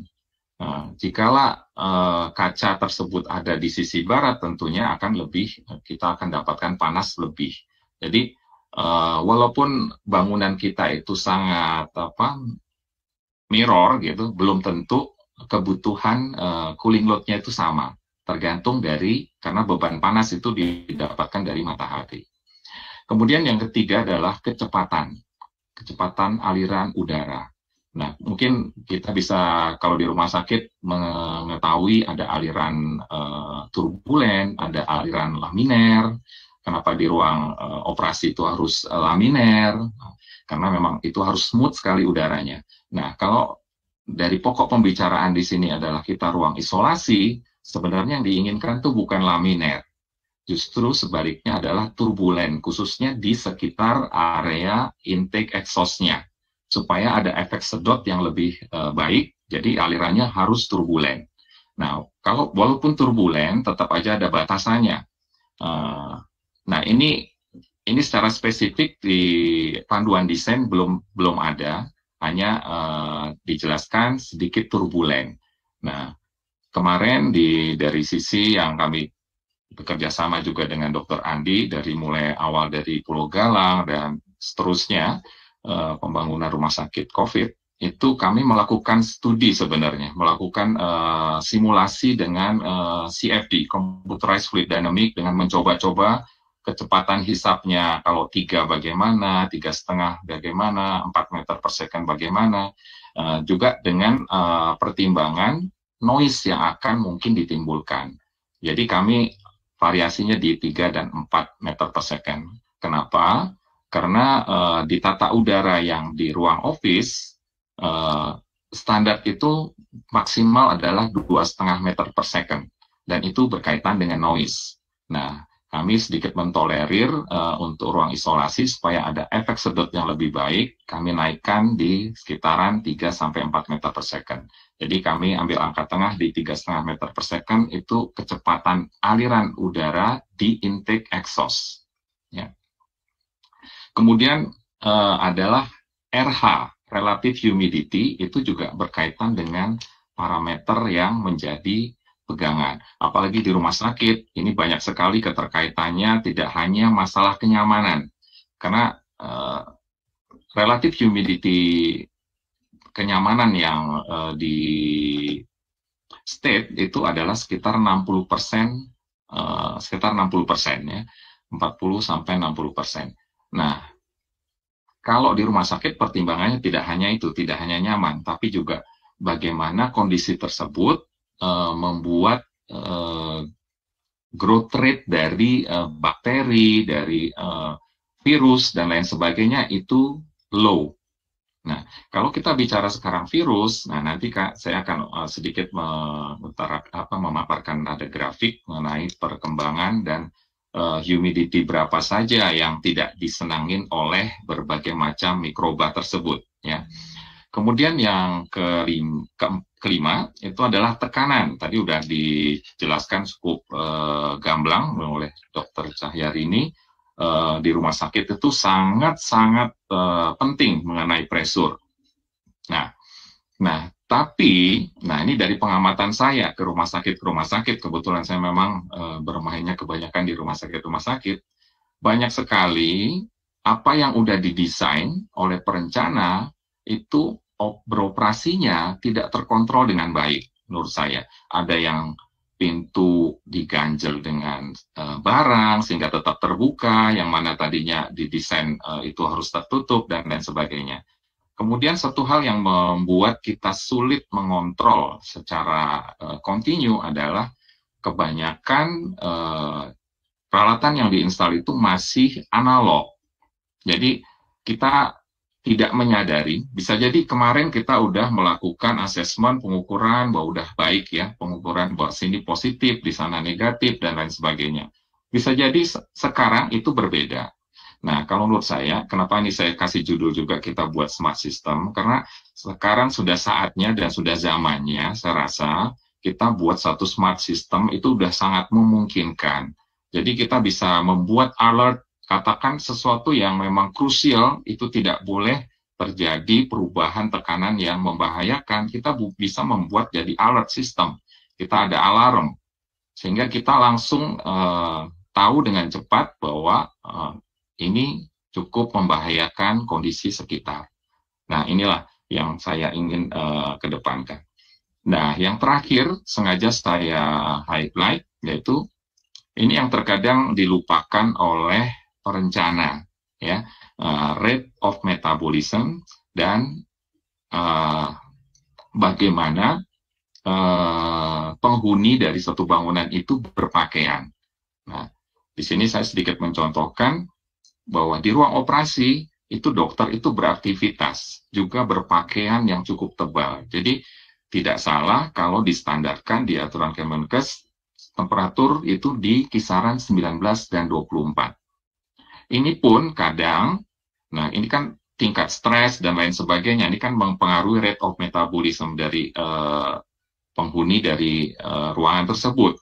Kadang 19 derajat ini juga dikeluhkan oleh orang yang beraktivitas di dalamnya, katakan dokter sedang melakukan operasi dan lain sebagainya, atau operasi tulang yang mungkin membutuhkan tenaga, bisa jadi membutuhkan tenaga yang berkeringat dan lain sebagainya, itu punya kondisi yang khusus.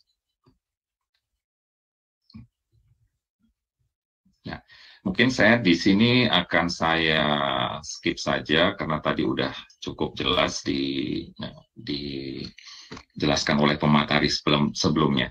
Nah, kemudian mungkin di sini saya akan mencoba memaparkan mengenai tadi ukuran virus kita udah tahu di sekitar 0,12 mikrometer, berarti kita untuk penggunaan HEPA itu berkisar di MERV 17-20.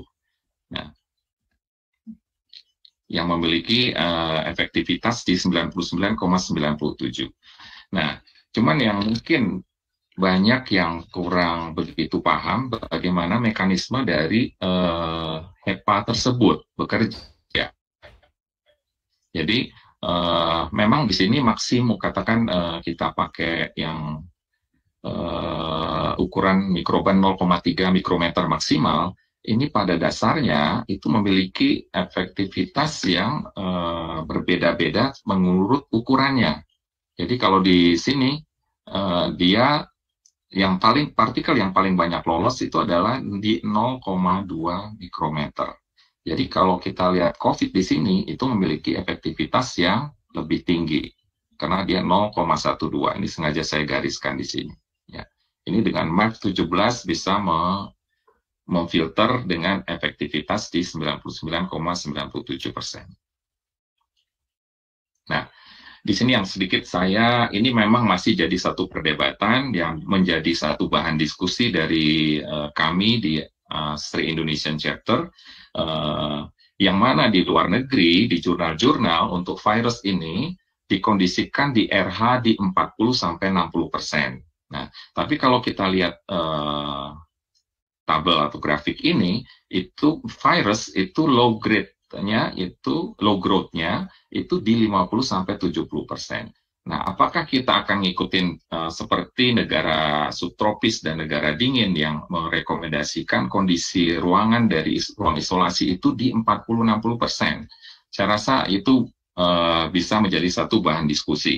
Kalau dari saya personel, karena walaupun grafik ini dikeluarkan tahun 86, yang mana bukan virus COVID-19, yang mana juga setidaknya virusnya, virus SARS yang sebelumnya itu kurang lebih sama. Nah, ini memang belum kita dapatkan data sejauh ini. Kalau memang Bapak Ibu ada yang punya data mengenai virus COVID ini yang dia tidak nyaman, yang growth rate-nya terendah itu di berapa RH-nya, mungkin bisa informasikan ke saya.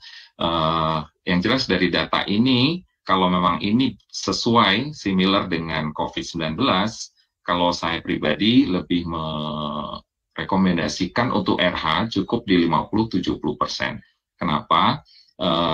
Dengan pertimbangan juga, karena untuk mengkondisikan RH di bawah 60% itu butuh sistem air conditioning presisi.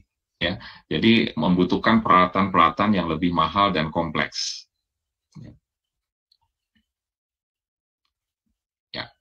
Mungkin berikutnya saya mencoba menjelaskan bagaimana ruang isolasi menurut ASTRE, yang mana ini sebenarnya sudah standarisasikan di ASTRE 170 tahun 2017, cuman di review ulang lagi di 3 Maret 2020 terkait dengan pandemi COVID-19 sekarang ini.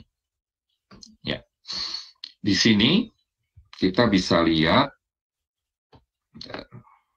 saya ketutupan ini.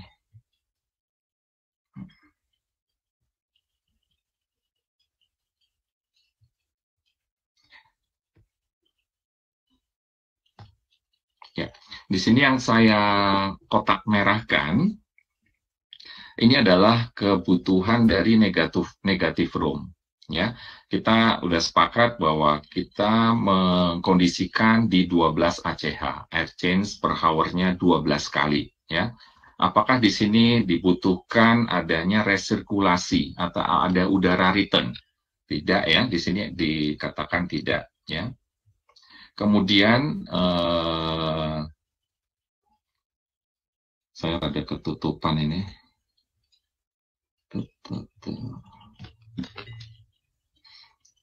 Kemudian kelembaban itu kalau yang untuk bronkitis segala rupa itu non-required. Nah, sedangkan di atasnya untuk all room, apakah ini juga ini meliputi dari kebutuhan COVID yang mana diarahkan ke 40-60%. Ya. Nah, ini apakah ini sesuai dengan kondisi Indonesia? Nah, ini yang masih jadi satu bahan perdebatan. Ya. Nah, di sini ada acuan dari berbagai macam negara. Mungkin saya akan lebih mengkotakkan yang USA, yang mana merefer ke ASTRE. Jadi di sini sekarang ini ditetapkan untuk ruang negatif atau ruang isolasi itu cukup 2,5 Pascal saja. Ya, jadi tapi 2,5 Pascal ini tidak boleh dilewatkan. Ya, nah, selama ini dari proyek-proyek yang saat ini berlangsung, kami sih mengarahkan di antara 5-10 Pascal, karena dengan pertimbangan mengantisipasi kalau mungkin terjadi kebocoran. Ya. Ya. Nah, ini sedikit ilustrasi dari ruang isolasi tersebut. Ya. Ini adalah Airborne Infection Isolation Room. Yang di atas kiri atas itu adalah AHU, Air Handling Unit, yang direkomendasikan untuk dipakai di ruang isolasi. Jadi di sini di ruang isolasi menurut standar itu tidak boleh menggunakan AC, split wall, kaset, dan lain sebagainya yang memiliki return air. Jadi di ruang isolasi seperti standar-standar di ASTRE dan juga di luar negeri lainnya, itu untuk terkait COVID tidak diperkenankan adanya return air. Ya, ya di sini kita bisa lihat di kiri adalah toilet, ruang pasien dan antero. Seperti tadi juga sudah dijelaskan oleh Dr. Syahrini bahwa yang paling negatif itu adalah petro. Kemudian negatif yang berikutnya yang lebih tinggi adalah ruang pasien, kemudian lebih tinggi lagi di antero. Ya. Nah, di sini nanti setelah kita melakukan instalasi seperti yang tadi disebutkan oleh Dr. Andi, benar sekali bahwa ini harus dilakukan oleh aplikator khusus yang tidak bisa dilakukan sembarangan. Ya, ini tidak banyak yang ada di Indonesia aplikator-aplikator seperti ini. Nah, cuman dengan berjalannya waktu dari mulai Februari sampai sekarang, insya Allah harapan saya sih makin banyak orang belajar dan tahu bagaimana seharusnya sistem mechanical diinstal di ruang isolasi. Ya.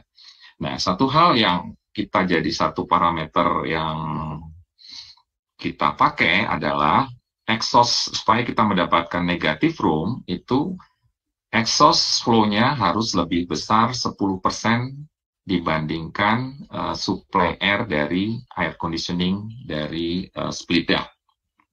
Nah, disinilah kita bisa mengupayakan untuk bisa mendapatkan minus 15 Pascal.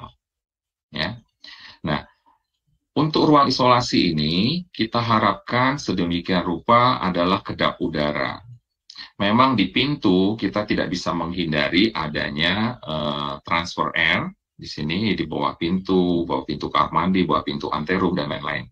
Walaupun kita membuat satu bahan yang bisa ngeblok, ya.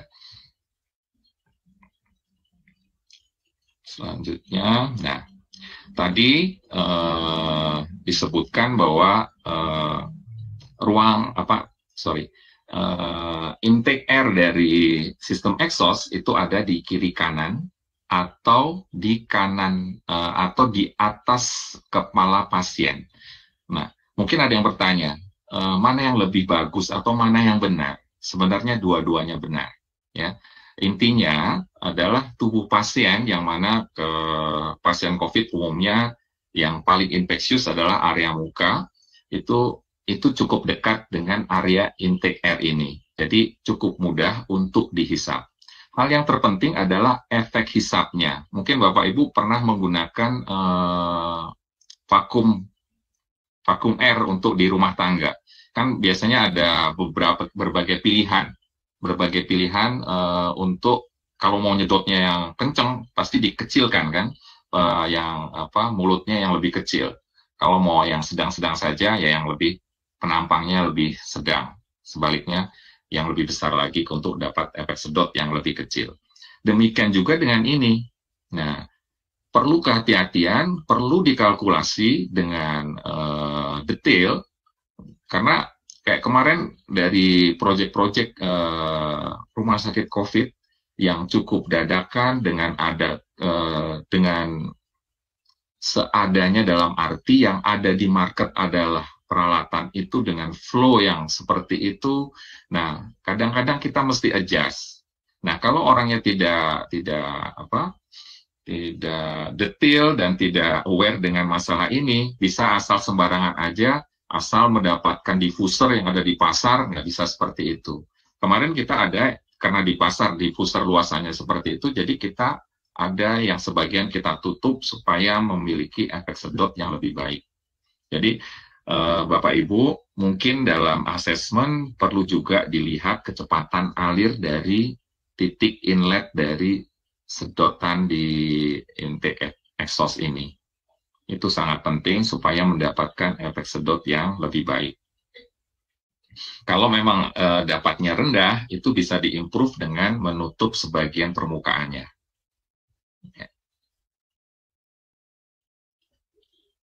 Nah, ini adalah contoh dari posisi intake yang kami simulasikan dengan software namanya Computerized Fluid Dynamic. Yang sebelah kiri ini, adalah intake exhaust-nya ada di kiri kanan bed pasien. Sedangkan yang kanan atas adalah di atas bed pasien. Dua-duanya benar, walaupun ASRE sendiri merekomendasikan yang kiri, di kanan kiri. Ya. Kalau saya pribadi lebih prefer dari hasil simulasi kita, pola alirannya akan lebih efektif menurut saya. Dia ada di bawah kiri kanan bed pasien. Kenapa? Karena dengan peletakan yang sedikit di bawah ini, partikel droplet yang lebih besar kemungkinan masih bisa dihisap. Ya. Kemudian ada catatan penting dari saya, sebenarnya dari atas dasar kekhawatiran dan pengamatan saya, banyak sekali rumah sakit yang titik exhaust-nya itu ada di samping bed, bukan di belakang samping bed ya, tapi di samping seperti gambar yang saya tampilkan di kanan bawah. Ini sangat membahayakan bagi tenaga medis.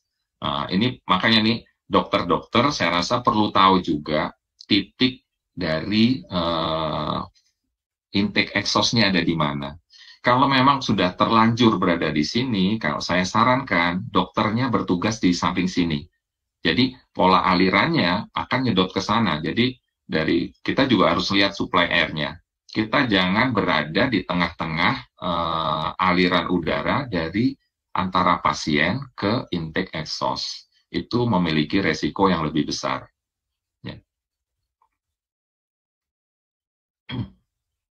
Nah, ini adalah filter dan yang harus dipakai. Juga mungkin di sini ada tambahan. Di sini kami tambahkan UVC untuk mematikan virus. Di sini kami rekomendasikan menggunakan lampu atau daya dengan 2 kali 100 watt. Ya. Nah, ini sedikit tabel yang menggambarkan hubungan ACH dan waktu yang dibutuhkan untuk meremove sebesar 99% partikel ataupun 99,9%. Kalau kita melihat 12 ACH, misalkan 12 ACH, ini 99% terevakuasi, tercuci ya. Tadi Dr. Cahyari ini menggambarkan mengencerkan dari suatu larutan, ya, betul sekali. Ini bisa didapatkan selama 23 menit akan ter-remove 99%. Dan 35 menit ter-remove 99,9%. Ya. Nah, ini sedikit saya mengilustrasikan juga di mana atau bagaimana kita meletakkan lampu UVC yang lebih efektif. Di kiri atas, di A, ini kita pasang melintang, ya, melintang tegak lurus dengan aliran. Kemudian yang B juga demikian, yang C ini memanjang lampunya searah dengan aliran. Kemudian yang D ini dibelokkan, ya, yang mana paling dari pengujian walaupun ini tidak dengan virus, itu menggambarkan bahwa susunan yang seperti di A itu lebih efektif untuk membunuh bakteri, tapi tidak dengan jamur. Jadi perlu ada ini. Tapi yang perlu kita catat adalah sebenarnya pemilihan lampu, daya lampu, dan lain sebagainya, ini calculable.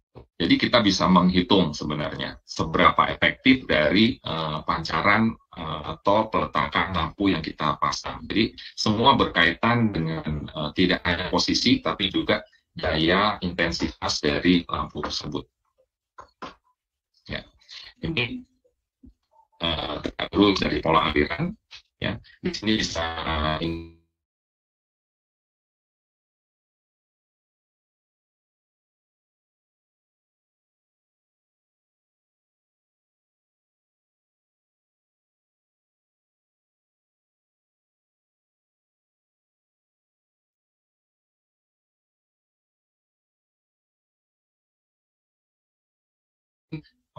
virus atau bakteri yang ada di udara itu berkaitan juga dengan kerapatan ini, karena di sini ada polarisasinya yang menggambarkan seberapa besar intensitas dari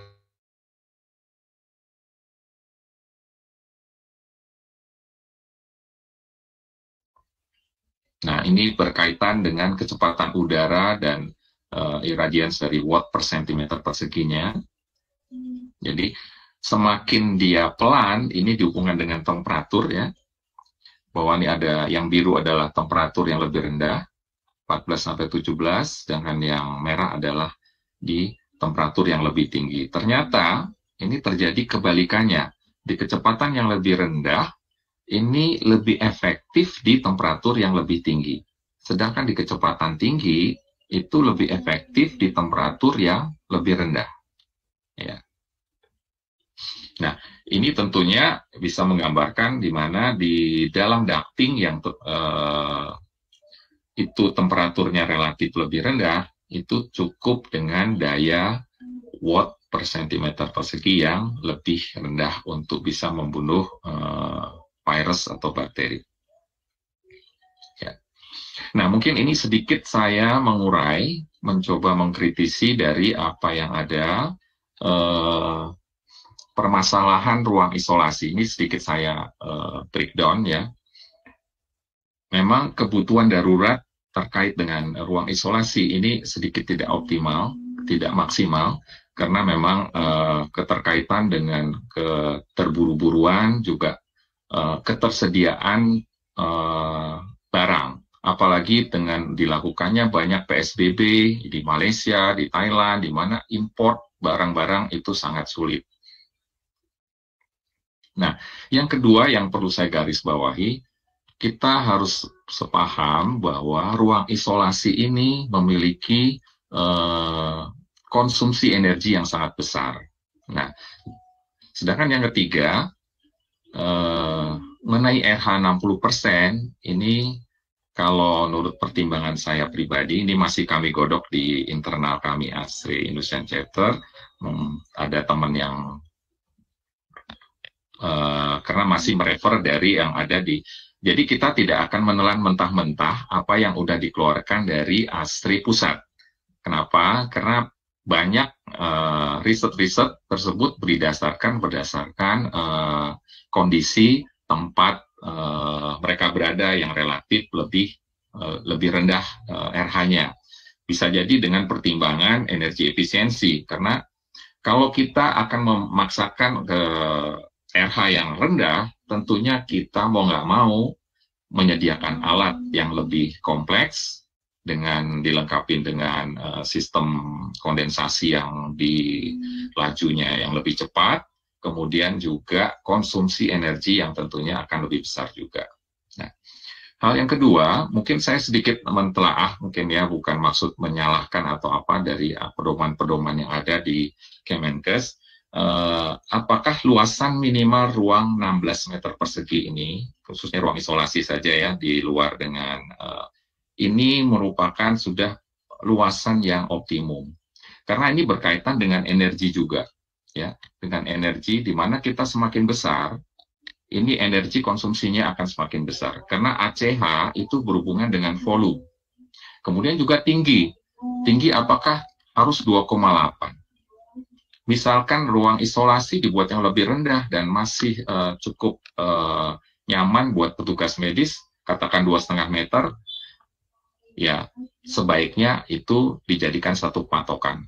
Karena ini saya dengar sendiri terutama dari rumah sakit swasta, keluhan di mana energi konsumsinya dari ruang isolasi itu sangat tinggi. Mungkin akan berbeda di rumah sakit pemerintah yang semuanya udah, ya saya nggak tahu berdasarkan anggaran dari APBN atau APBD yang sudah bisa ditetapkan. Nah, tentunya ini hal-hal begini itu masih bisa jadi satu bahan diskusi. Ya, bahan diskusi dari kita, ya kami dari ASRI sangat terbuka, Dr. Andi ya, kami kalau misalkan diundang, kami bisa urun saran, urun rembuk untuk bisa mendapatkan satu pedoman baru yang kita harapkan bisa lebih mudah dipahami dan sangat implementatif di lapangan. Kemudian, nah ini mengenai kontrol. Kelayakan dari ruang-ruang isolasi di daerah-daerah yang jauh dari pusat itu sulit sekali untuk kita kontrol. bagaimana sistem asesmennya, apakah ada pola-pola yang harusnya kita udah terapkan.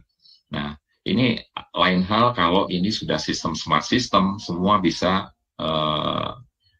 kinerjanya akan bisa langsung terpantau dari manapun kita berada, bahkan dari handphone yang kita pegang. Ya. Maaf Pak, waktunya Pak ya? Ya. Itu bagaimana sebaiknya bangsal atau gedung dapat dialihfungsikan. Nah, mungkin saya akan lebih ini ya. Nah, berikutnya adalah desain AC ruang isolasi kebanyakan dilakukan secara rule of thumb. Padahal sekarang ini udah banyak sekali software-software yang harusnya udah bisa mendukung untuk bisa bekerja lebih cepat. Nah, mungkin di sini saya meninjau ya, sini bukan maksud menyalahkan, supaya justru saya ingin meluruskan supaya tidak ada terjadi kesalahpahaman dalam membaca pedoman yang dikeluarkan Kemenkes di tanggal 13 April 2020. Nah, di sini yang pertama, di sana disebutkan AC adalah AC untuk ruang isolasi dipakai 6 sampai 8 HP dengan flow rate sekian. Ya. Nah, ini kalau menurut saya sedikit kontradiksi dengan ketetapan luasan dari atau volume dari ruang isolasi tersebut. Karena ruang isolasi tersebut itu membutuhkan supaya mendapatkan 12 ACH itu ini didapatkan flow exhaust 806. Nah, kalau ini disejajarkan dipadankan dengan AC yang 1445 cmH, tentunya ini tidak akan mendapatkan tekanan negatif. Nah, ini saya hanya mengkhawatirkan ada yang langsung mengambil kesimpulan saja, exhaust-nya sekian, kemudian mempadankan dengan AC 6-8 HP, ini bisa nanti akan terjadi kesalahan. Nah, itu aja. Nah, mungkin kalau kami mengusulkan, exhaust ini jadi satu pegangan pertama. Exhaust ini kebutuhan exhaust flow-nya 806 cmH atau 474 cfm. Atau kita ambillah 15, yang mungkin lebih besar sedikit. Kemudian baru kita ke belakang, kebutuhan AC flow-nya berapa. Mungkin itu similar sekitar di 4 HP, ya. Kemudian, nah, yang jadi persoalan adalah kalau kita pilih AC yang lebih kecil, tentunya akan lebih kurang dingin. Nah, tapi ada solusinya. Kalau kurang dingin, kita bisa menambahkan namanya pre-cooling. Jadi ada lagi AC yang ada di belakang AC-nya tersebut yang treat udara luar menjadi lebih dingin lagi sebelum masuk ke AC yang menghembuskan ke ruangan isolasi. Ya. Demikian. Kemudian yang berikutnya, nah, apa yang sudah ditetapkan dari Kementerian Kesehatan bahwa ruang negatif adalah minus 15, ini dari pengalaman kami, itu ACH-nya bisa didapat 30-40 ACH. Ya. Nah, ini sangat boros sekali. Menurut saya sebaiknya kalau usulan kami, kita merefer ke ASRE yang mana sudah menjadi satu pertimbangan dengan energi yang dikonsumsi juga dan pertimbangan bahwa ini sudah cukup aman. Ya. Kemudian yang berikutnya yang harusnya dicantumkan juga adalah exhaust dan air conditioning sebaiknya adalah dilengkapi dengan variable speed driver yang bisa di-adjust. Ya. Kemudian, nah ini masih pendapat saya pribadi ya, berdasarkan pengalaman, karena bagaimanapun kita dari apa yang kita lakukan sekarang di ruang isolasi dengan AC biasa, RH 60% ini tergantung dengan kondisi luar ruangan. Saat hujan nggak mungkin kita bisa mengkondisikan 60%. Kalau ini di state, ini kan bisa jadi satu kesalahan yang bisa kita dapatkan di ruang isolasi yang kita desain. Karena negara kita kan dengan 4 musim, dengan musim hujan 2 musim, hujan dan basah dan kering, ini sangat berkaitan dengan RH yang dihasilkan di dalam ruangan. Ya, ini mungkin saya lewatin. Ya, ini terkait dengan potensi energi efisiensi ruang isolasi. Ya, kami usulkan sebaiknya. Nah, tadi kita kan ada efisiensi dengan mengecilkan kapasitas exhaust dan juga AC. kita pasti setting kan. Seharusnya dengan anggaran yang ada, kita bisa menyisihkan menaikkan kelas dari sistem kita menjadi smart system. Ya, smart system dengan sistem kontrol digital, semua bisa terkontrol menjadi alert yang bisa kita kontrol keberadaan kinerja dari ruang isolasi kita. Kemudian hal berikutnya adalah sistem mechanical AC di ruang isolasi itu pun sebenarnya masih punya potensi untuk dilakukan saving, yaitu dengan ditambahkannya heat exchanger air to air, di mana sebenarnya udara yang dibuang di exhaust itu kan masih dingin. Nah, itu bisa di recovery, dihubungkan dengan udara outdoor yang nanti akan masuk ke AC. Tentunya ini tidak bercampur, tapi hanya bersinggungan sehingga mendapatkan energi termalnya. Ya. Nah, ini seperti yang tadi saya sebutkan, minimum ruangan akan membantu kebutuhan alat-alat mekanik menjadi lebih optimum. Nah, di sini yang terakhir, ini adalah salah satu cara kita meminimumkan dari ruangan yang ada dari ruang isolasi. Kalau dari usulan saya sebagai langkah untuk meminimalkan keberadaan airlock atau interroom dengan menjadi satu antara dua ruang isolasi, itu bisa mengecilkan volume ruangan secara keseluruhan, bisa mengecilkan alat mekanikal yang kita desain. Nah, selebihnya ya kita tahu kita butuh kedap, dinding yang kedap, volume yang minim. Ini sudah jadi PR. Yang terakhir ini masih jadi satu bahan perdebatan sejauh ini, karena belum ada hasil riset apakah return air, apakah dengan ditambahkan UVC itu benar-benar mematikan dari virus tersebut. Nah, ini sepanjang itu belum ditemukan, ya ini jangan dulu. Belum bisa dipastikan secara riset.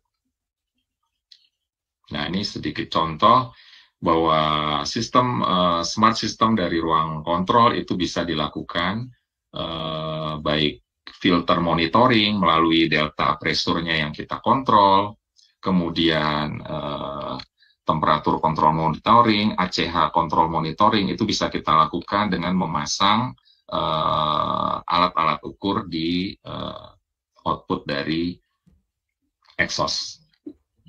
Ya, ini adalah contoh sistemnya, ya. Ya. Nah, ini bisa kita monitor.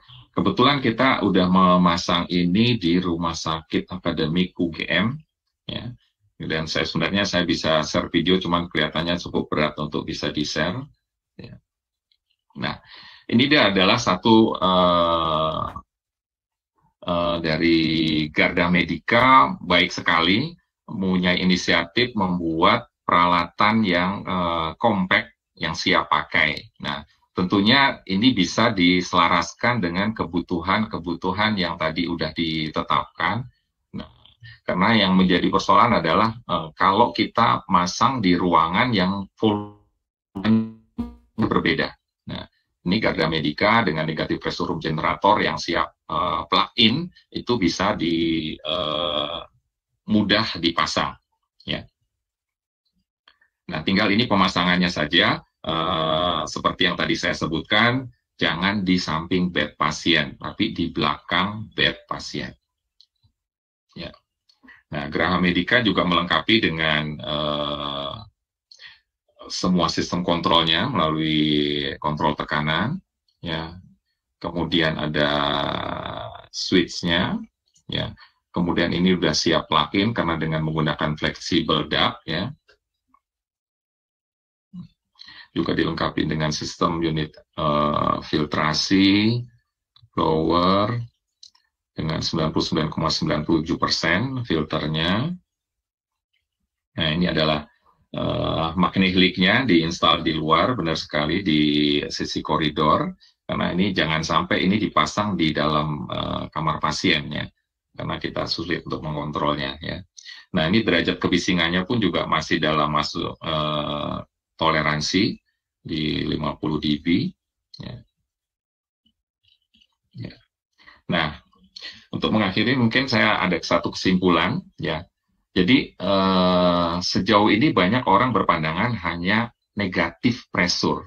Ya. Hal yang lebih penting adalah yang juga penting ya, pola aliran udara. Jadi kita harus sangat tahu ya pola aliran udara seperti yang tadi saya contohkan ya. Peletakan intake exhaust dan supply air itu sangat penting ya. Kemudian desain software itu sangat penting, apalagi di zaman sekarang. Cuma di Indonesia jujur saja masih sedikit orang perancana yang menggunakan software-software begini ya. Jadinya sedikit lama dan kebanyakan over design. Ya. Nah, kami dari Industri Indonesia Chapter, khususnya saya yang sudah ditugaskan sebagai Government Affair Chair, bersedia untuk membantu untuk merumuskan agar ini menjadi satu yang lebih mudah dipahami di masyarakat. Ya. Dengan sistem kontrol yang efektif, kemudian energi, isolasi sangat besar, gitu, tadi sudah disebutkan. Nah, satu hal yang perlu ditegaskan yang nomor 7 tadi, saya mungkin tadi kelewat.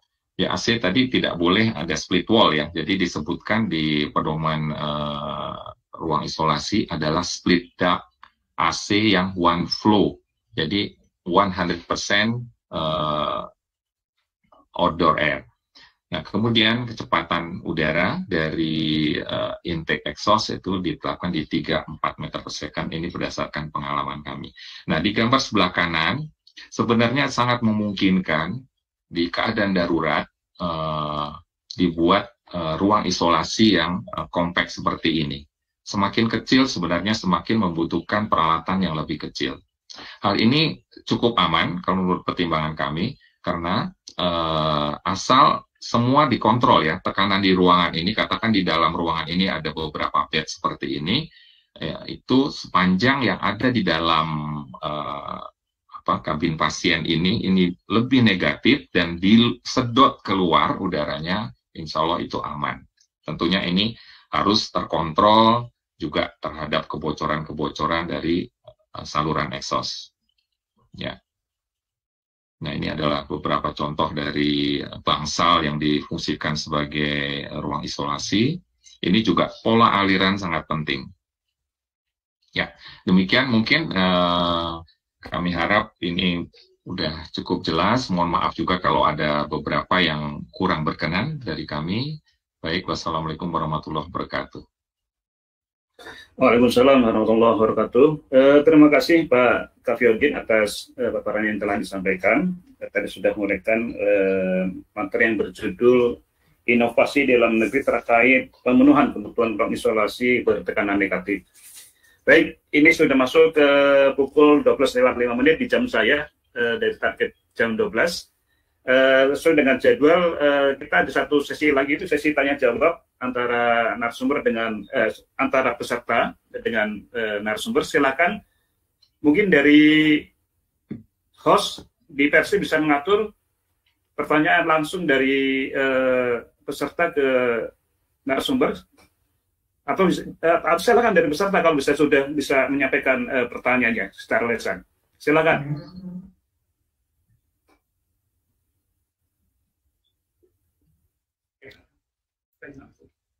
Ada yang mau bertanya langsung, Bapak Koko Setianto.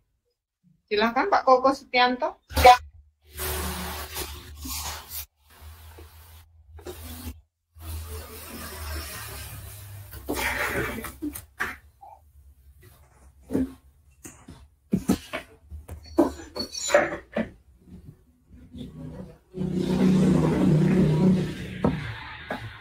Pak Koko, silakan Pak Koko.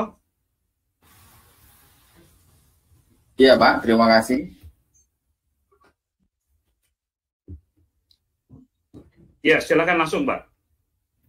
Ya, saya ingin menanyakan kepada Dr. Andi, di pedoman Kemenkes itu kan ada beberapa buku pedoman.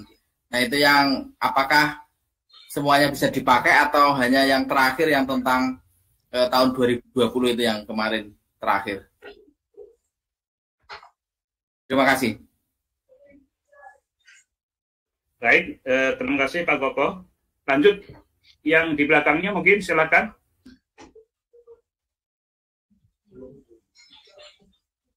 Untuk Ibu Titi Kurniati, silakan Ibu. Ya, silakan Ibu Titi Kurniati. Mohon di-unmute icon mic-nya. Baik, terima kasih Pak. Assalamualaikum warahmatullahi wabarakatuh. Saya mau bertanya terkait dengan control engineering, terutama sekali untuk ruang isolasi COVID.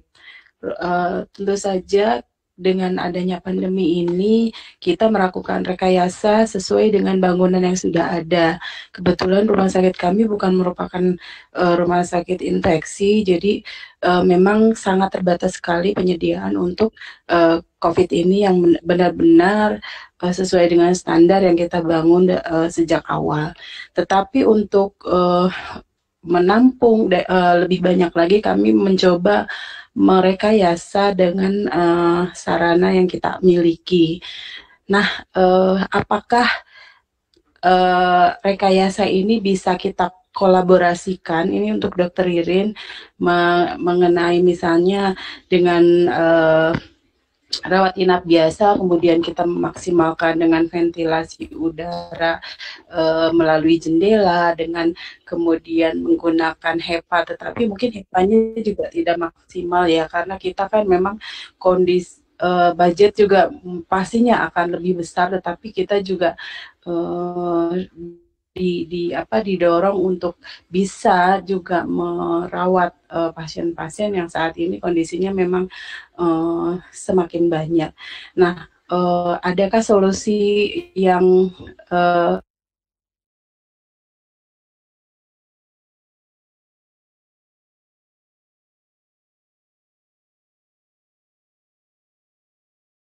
Halo? Ya, kelihatannya putus. Ya, kelihatannya putus. Mungkin berikutnya dari host versi mungkin bisa mengatur kembali. Silakan, Pak. Untuk yang lainnya pertanyaan yang melalui chat gitu, Pak Moderator, melalui chat. Ya, silakan. Ya, monggo Dok, silakan. Monggo Pak, silakan. Ya, baik. Saya bacakan ya. Dari Brian Ashari, PPI dari RSUD Kramat Jati. Mohon izin bertanya Pak, kami alhamdulillah sudah memiliki 57 bed ruang isolasi, seluruhnya bertekanan negatif. Kami pakai rumus minus 15 Pascal 12 Ats. Kami menghitung dengan cara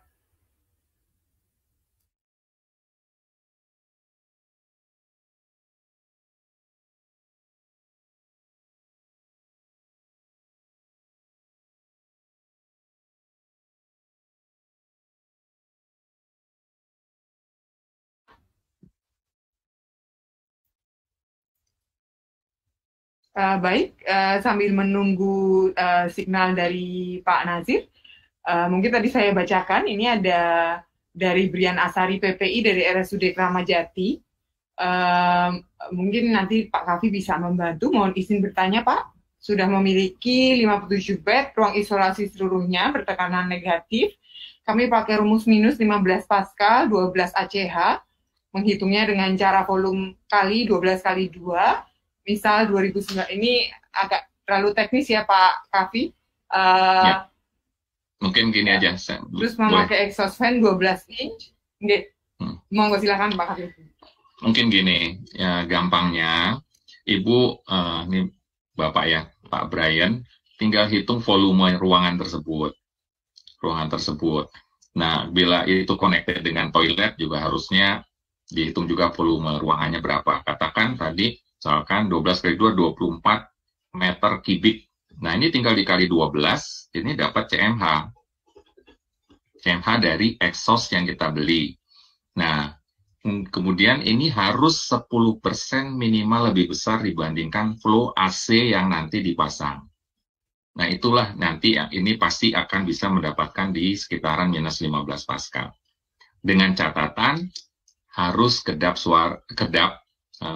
udara, di mana pintunya benar-benar terisolasi dengan baik. Mudah-mudahan bisa menjawab. Baik, terima kasih Pak Kafiuddin. Tadi sepertinya ada satu pertanyaan langsung yang ditujukan kepada Dr. Andi Saguni ya, terkait peraturan Kemenkes kalau tidak salah. Ya, betul. Oke, terima kasih banyak. Silakan, Dr. Ya. Pertanyaan dari Pak Koko ya, dan juga mungkin Bapak Ibu yang lainnya. Jadi terkait dengan regulasi-regulasi terkait dengan sarana prasarana dan alkes secara umum, dan juga khususnya kepada ruang isolasi PIE atau terkait yang lainnya. Jadi seperti yang tadi saya sudah sampaikan bahwa kita mempunyai Permenkes nomor 24 tahun 2016 tentang peraturan teknis sarana prasarana secara umum. Tadi saya sudah gambarkan tentang PIE pun seperti di dalam regulasi tersebut itu sudah ada. Kemudian di tahun 2020 kami mengeluarkan 2 kali pedoman, ya. Ada yang berjudul adalah Pedoman Teknis Bangunan dan Prasarana Ruang Isolasi Penyakit Infeksi Emerging (PIE), dan satunya adalah Tatanan Bangunan Prasarana dan Alat Kesehatan di Fasiankes dalam era new normal. Itu semua bisa digunakan, ya. Itu digunakan, itu jadi pedoman.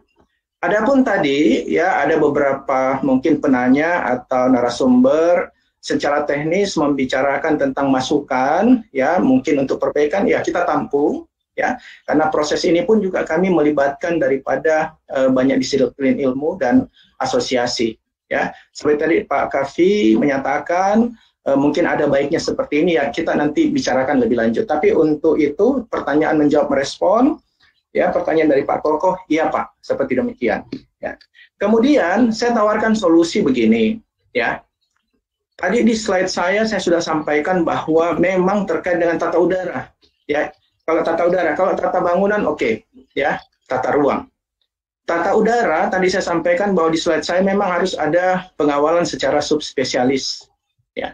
Artinya bahwa memang kami membuka ruang dan mengarahkan, menyarankan, merekomendasikan agar ketika dalam proses perencanaan pun, mulai dari perencanaan, itu tenaga spesialis itu betul-betul dikontrol. Tidak menyerahkan sepenuhnya kepada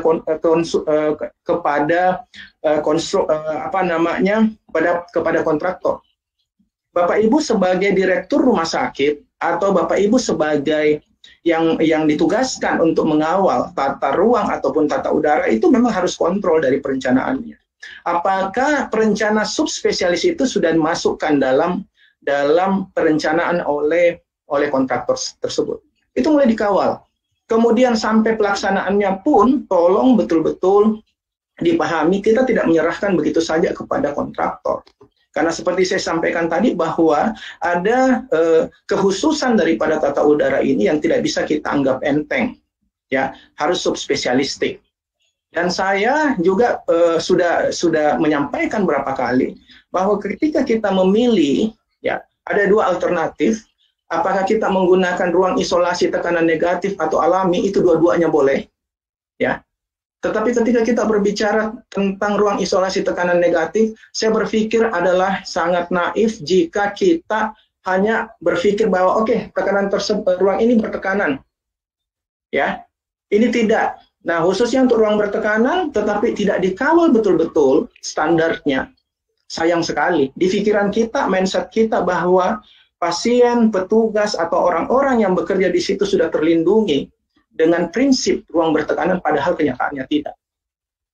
Ya, karena tidak dikawal dengan baik. Sampai akhir pun tadi di slide saya sampaikan bahwa kami Kementerian Kesehatan, kalau Bapak Ibu agak jauh ke Jakarta ke kantor kami untuk mendiskusikan terkait dengan teknis tersebut, ya, silahkan kami juga membuka 8, ada kantor kami BPFK, LPFK, dan UPFK yang siap mengontrol pelaksanaannya. Bisa dibayangkan ketika kontraktor mengerjakan, ada MK, ya, ada MK, tetapi kita sebagai user dari pihak rumah sakit tidak mengontrol itu semua, ya. Banyak hal-hal sebenarnya ketika sudah jadi ruangan itu sudah tertutup ya, oleh dinding, oleh plafon. Padahal dalam prosesnya itu memang kita harus kawal. Seperti tadi saya contohkan, ducting saja.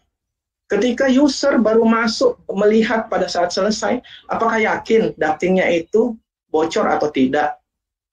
Terpasang lampu UV atau tidak dengan benar? Seperti demikian, karena sudah tertutup plafon dan dinding. Ya, oleh sebab itu saya bilang banyak modalitas yang kita bisa pergunakan. Di samping tadi ini ya ada penyampaian dari lesson learn, kemudian juga ada Pak Kavi juga sudah sampaikan. Kami dari Kementerian Kesehatan pun itu mengawal betul itu. Kami sadar betul bahwa maaf Bapak Ibu, kami di Direktorat Fasiankes Kementerian Kesehatan dengan anggaran yang begitu besar, ya aware dengan APBN ataupun sumber-sumber lain. Jadi kita berpikir bahwa pemenuhan standar ini penting, ya. Jadi kami pun juga berpikir bahwa tidak hanya pemerintah, rumah sakit pemerintah, tetapi rumah sakit swasta pun kita harus betul, ayo sama-sama kita kawal ini. Ya, jadi masukan tadi dari Pak Kavi, kemudian Dr. Rini, ya, moderator juga pun atau Bapak Ibu semua, ayo kita sama-sama supaya benar-benar ini kita menjadi bagian daripada memutus mata rantai penularan COVID-19 sehingga segera kita berada pada kondisi tidak pandemi lagi atau tidak ada lagi wabah COVID-19 di negara kita.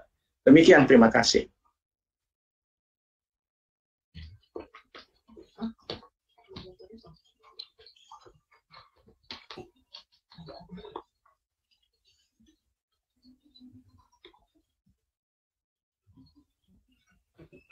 Mohon maaf, mungkin signal di Pak Nasir agak sedikit menurun. Terima kasih Dr. Andi Sangguni atas penjelasannya yang sangat clear.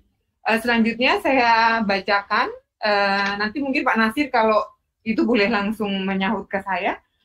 Dari absenti Prawulandari, pada materi Dr. Cahyarini, ini ditujukan kepada Dr. Riri, dikatakan dapat melakukan desinfeksi dengan UVGI. Sedangkan pada Permenkes 27 tahun 2017 serta guideline dari CDC bahwa pemakaian UVGI menimbulkan banyak sekali risiko terhadap kesehatan karyawan. Apakah hal ini tetap dapat dipakai dalam pelayanan airborne disease? Sedangkan pada prinsip pelayanan airborne disease terletak pada air dilution serta keutuhan pada pelaksanaan kewaspadaan standar. Terima kasih. Monggo silahkan Dr. Riri. Ya, terima kasih. Jadi ketika kita mengadopsi suatu pedoman, itu jangan saklek sumaklek dengan membaca terus kemudian langsung diterapkan. Jadi banyak hal yang kita adopsi terus kemudian kita lihat guideline yang lain. UVGI ini kalau untuk di suatu ruangan itu masih direkomendasikan oleh WHO pada airborne disease terutama untuk TB ya. Pada pedoman WHO untuk TB itu masih ada. Nah, ini business as usual sih maksudnya. Hal ini tuh sebetulnya gini, betul UVGI itu akan menimbulkan dampak kesehatan pada karyawan kalau terpapar langsung. Sehingga kalau misalnya UVGI nyala, itu tidak boleh ada orang di ruangan tersebut gitu. Terus kemudian untuk yang pedoman berikutnya, itu UVGI-nya diletakkan, seperti yang tadi Pak Kavi jelaskan, itu diletakkan di ducting-nya. Jadi dia selain difiltrasi dengan HEPA filter, itu juga udaranya virusnya yang ada di udara itu dimatikan dengan UV sebelum dilepas atau dibuang ke lingkungan gitu.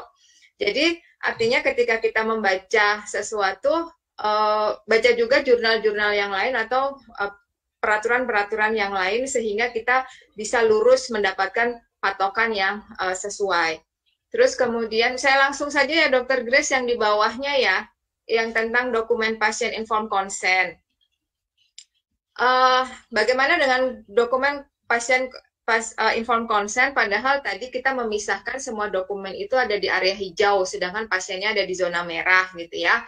Nah, untuk kondisi-kondisi yang demikian, maka kertas-kertas tersebut tidak boleh langsung ditransfer ke area hijau.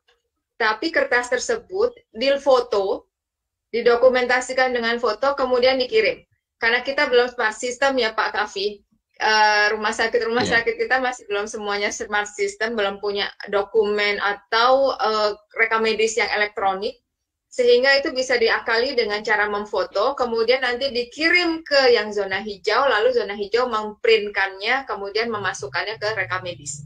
Andaikan itu tidak bisa dilakukan, maka bisa dikonten dengan masukkan berkas-berkas tersebut ke dalam plastik, kemudian diikat.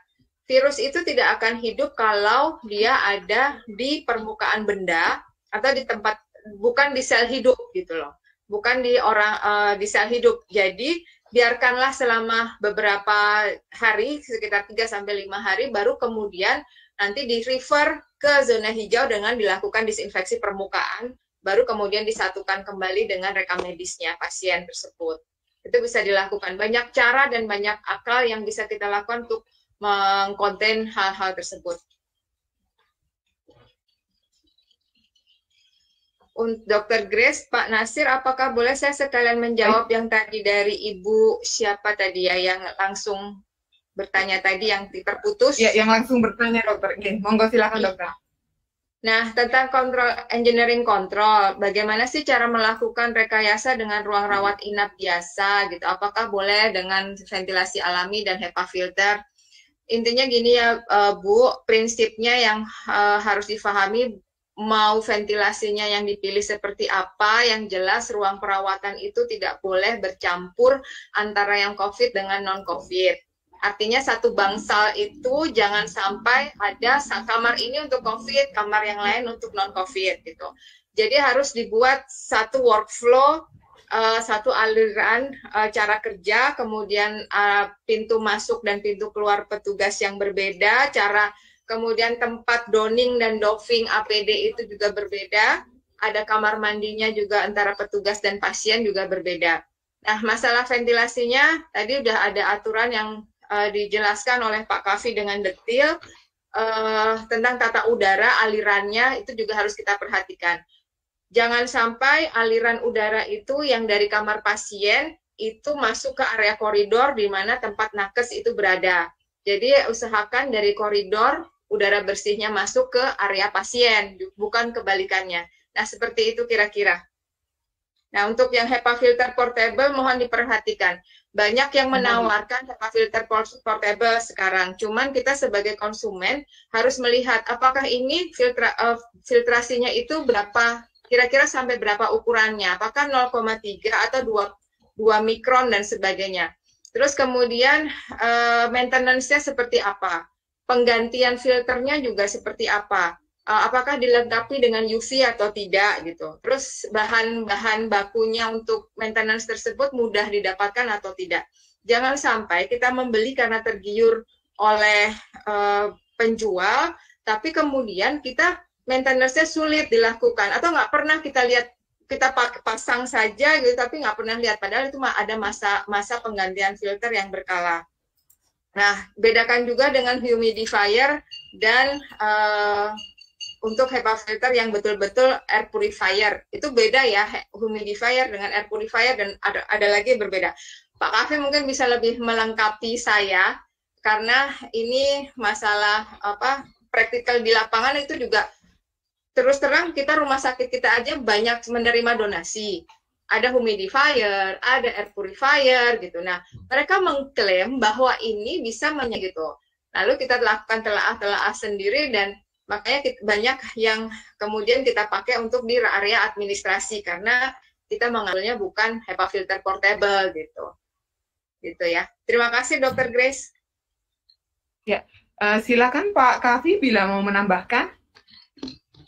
Iya, terkait dengan purifier dari yang tadi diutarakan, kita sebenarnya bisa menghitung itu sebagai semacam ACH. Kan intinya kita kayak mencuci zat-zat terkontaminasi di udara tersebut.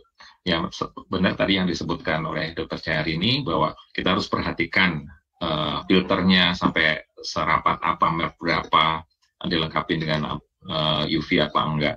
Memang kita sulit sekali dari vendor-vendor yang ada, mereka tidak melengkapi dengan hasil laboratorium.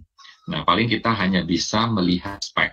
Kalau hanya sebatas nih kayak ruang kerja nih kan di luar ruang isolasi ya. Di ruang kerja kita bisa saja melengkapi dengan purifier, asalkan dilengkapi dengan tadi itu filter yang benar-benar bisa menyaring yang tadi kelasnya merek 17 ke atas, kemudian dilengkapi UV atau tidak, atau ionisasi dan lain sebagainya. Sebenarnya banyak teknologi sebenarnya. Tinggal apakah mereka bisa mempertanggungjawabkan nggak dengan riset atau hasil laboratorium.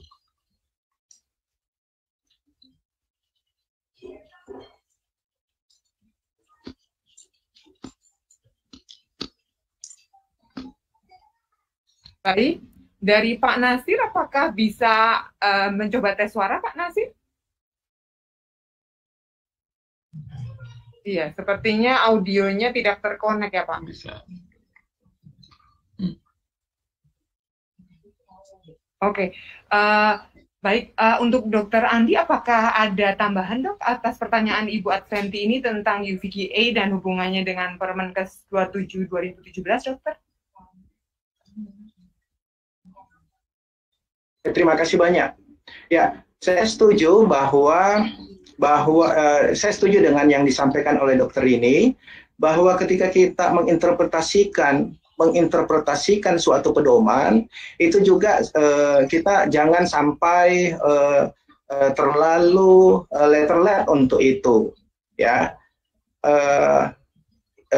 Jadi saya memang tawarkan bahwa ketika dari proses perencanaan itu tenaga ahli itu sudah harus ada, ya. Karena di pedoman itu memang ya pedoman itu tidak bisa sampai terlalu detail dibuat. Kecuali misalkan ada guideline, ya, guideline tertentu, apakah dari CDC, WHO, ASTRAI mungkin, itu yang ribuan lembar itu memang biasa seperti demikian. Tapi hati-hati, saya setuju dengan itu. Nah, terkait dengan UV tadi, memang ini yang seperti disampaikan Pak Kavi, itu memang sampai saat ini, ya, itu masih debatable tentang penggunaan UV tersebut, ya. Jadi, jika memang, ya, suatu dalam kondisi tertentu memang itu harus dipasang, itu pasti jelas itu justifikasinya kenapa. Tetapi intinya adalah bahwa kita berpikir bahwa apa yang kita lakukan semua secara teknis ini ketika berbicara di ducting ini, ya, di ducting pemasangan UV, ya, bukan UV yang dalam ruangan, ya, tetapi ini dalam ducting. Itu kita yakin bahwa, ya, itu ada proses selama ductingnya itu tidak bocor, itu ada proses membunuh, ya, atau meniadakan atau meminimalisir sebanyak mungkin daripada virus yang masuk ke ducting sebelum disaring, ya, oleh HEPA filter, kemudian dibuang ke udara bebas. Yang tadi tingkat sebenarnya masih ada ketika keluar dari HEPA filter itu ada sekian 0,00%. Ya, itu virus tersebut masih masih ada keluar, ya. Tetapi upaya itu kita sudah tekan sampai di atas 99 sekian persen. Demikian, Bu. Makasih. Double protection ya Pak Andi, ya, kalau. Ya, betul, setuju, double proteksi. Baik, terima kasih atas penjelasannya dari para narasumber, sudah sangat clear.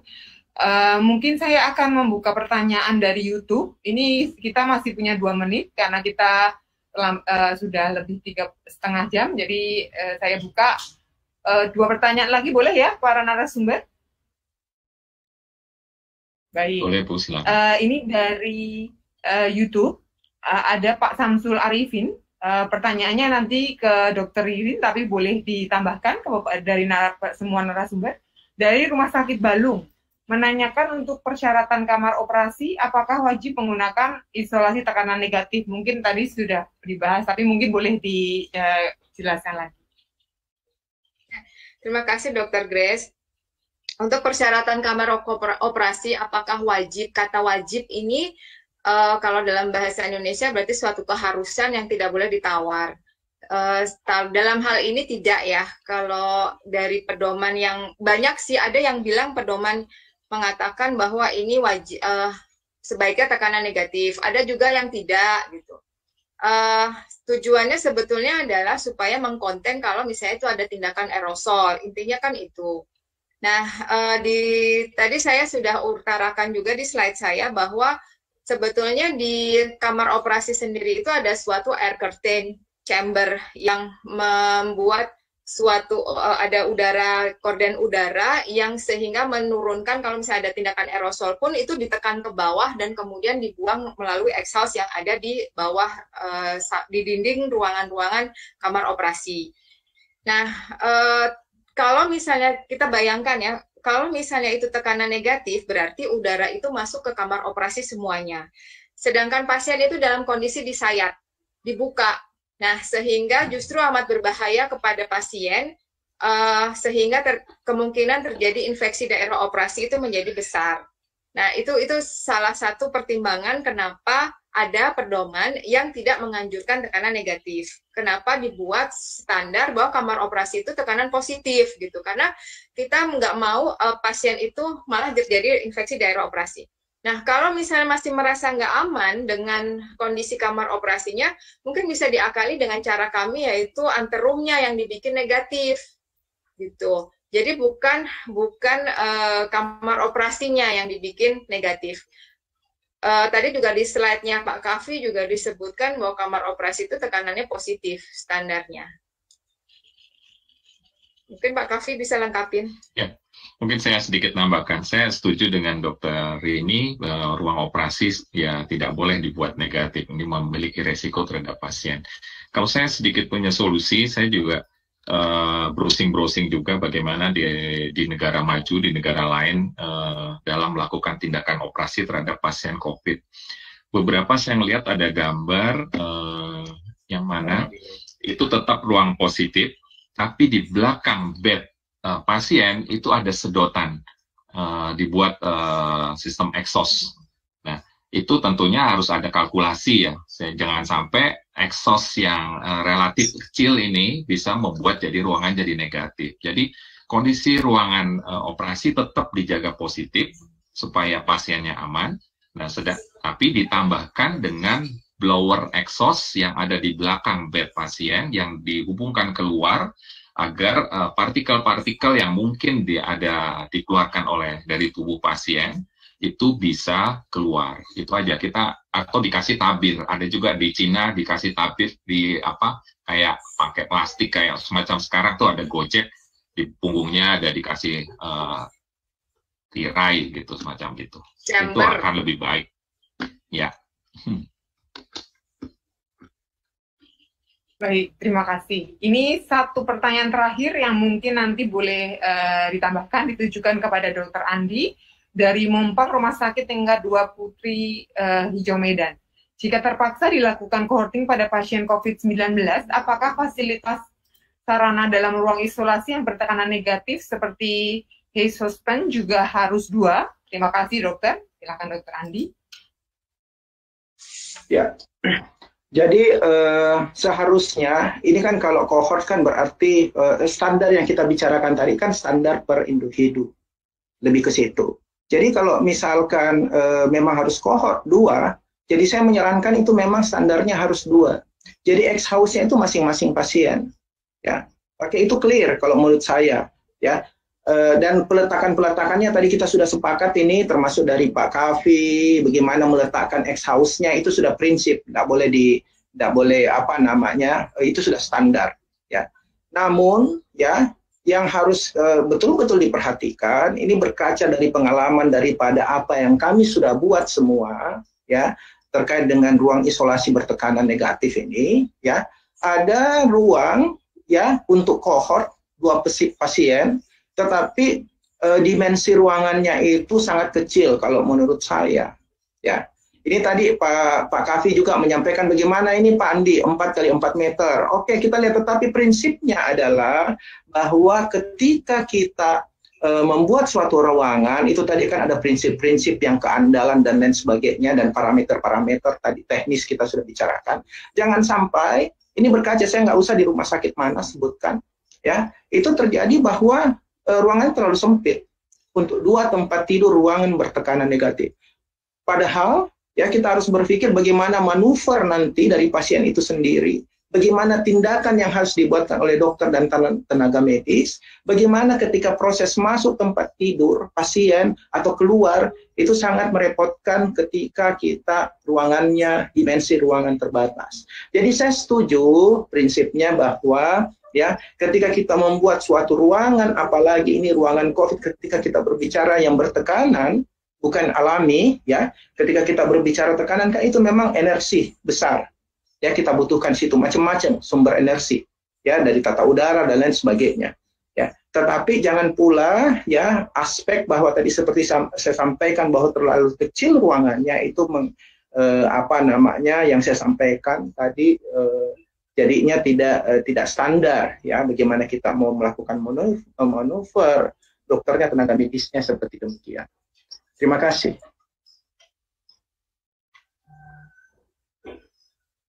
Dokter, apakah ada tambahan dari Pak Kavi terkait pertanyaan tadi? Dan dokter ini? Cukup sih. Dokter cukup. Cukup, Dok. Oke. Ini sebenarnya pertanyaannya masih banyak. Apakah diperbolehkan bila nanti offline kami mengirimkan pertanyaan kepada para pembicara supaya bisa kami share di website Persi? Offline boleh. Boleh. Terima kasih banyak. Kalau begitu, sebelum acara selesai, kami akan mengadakan post survey selama 3 menit saja. Pak Samsi, boleh tolong dibuka linknya. Mohon para peserta, baik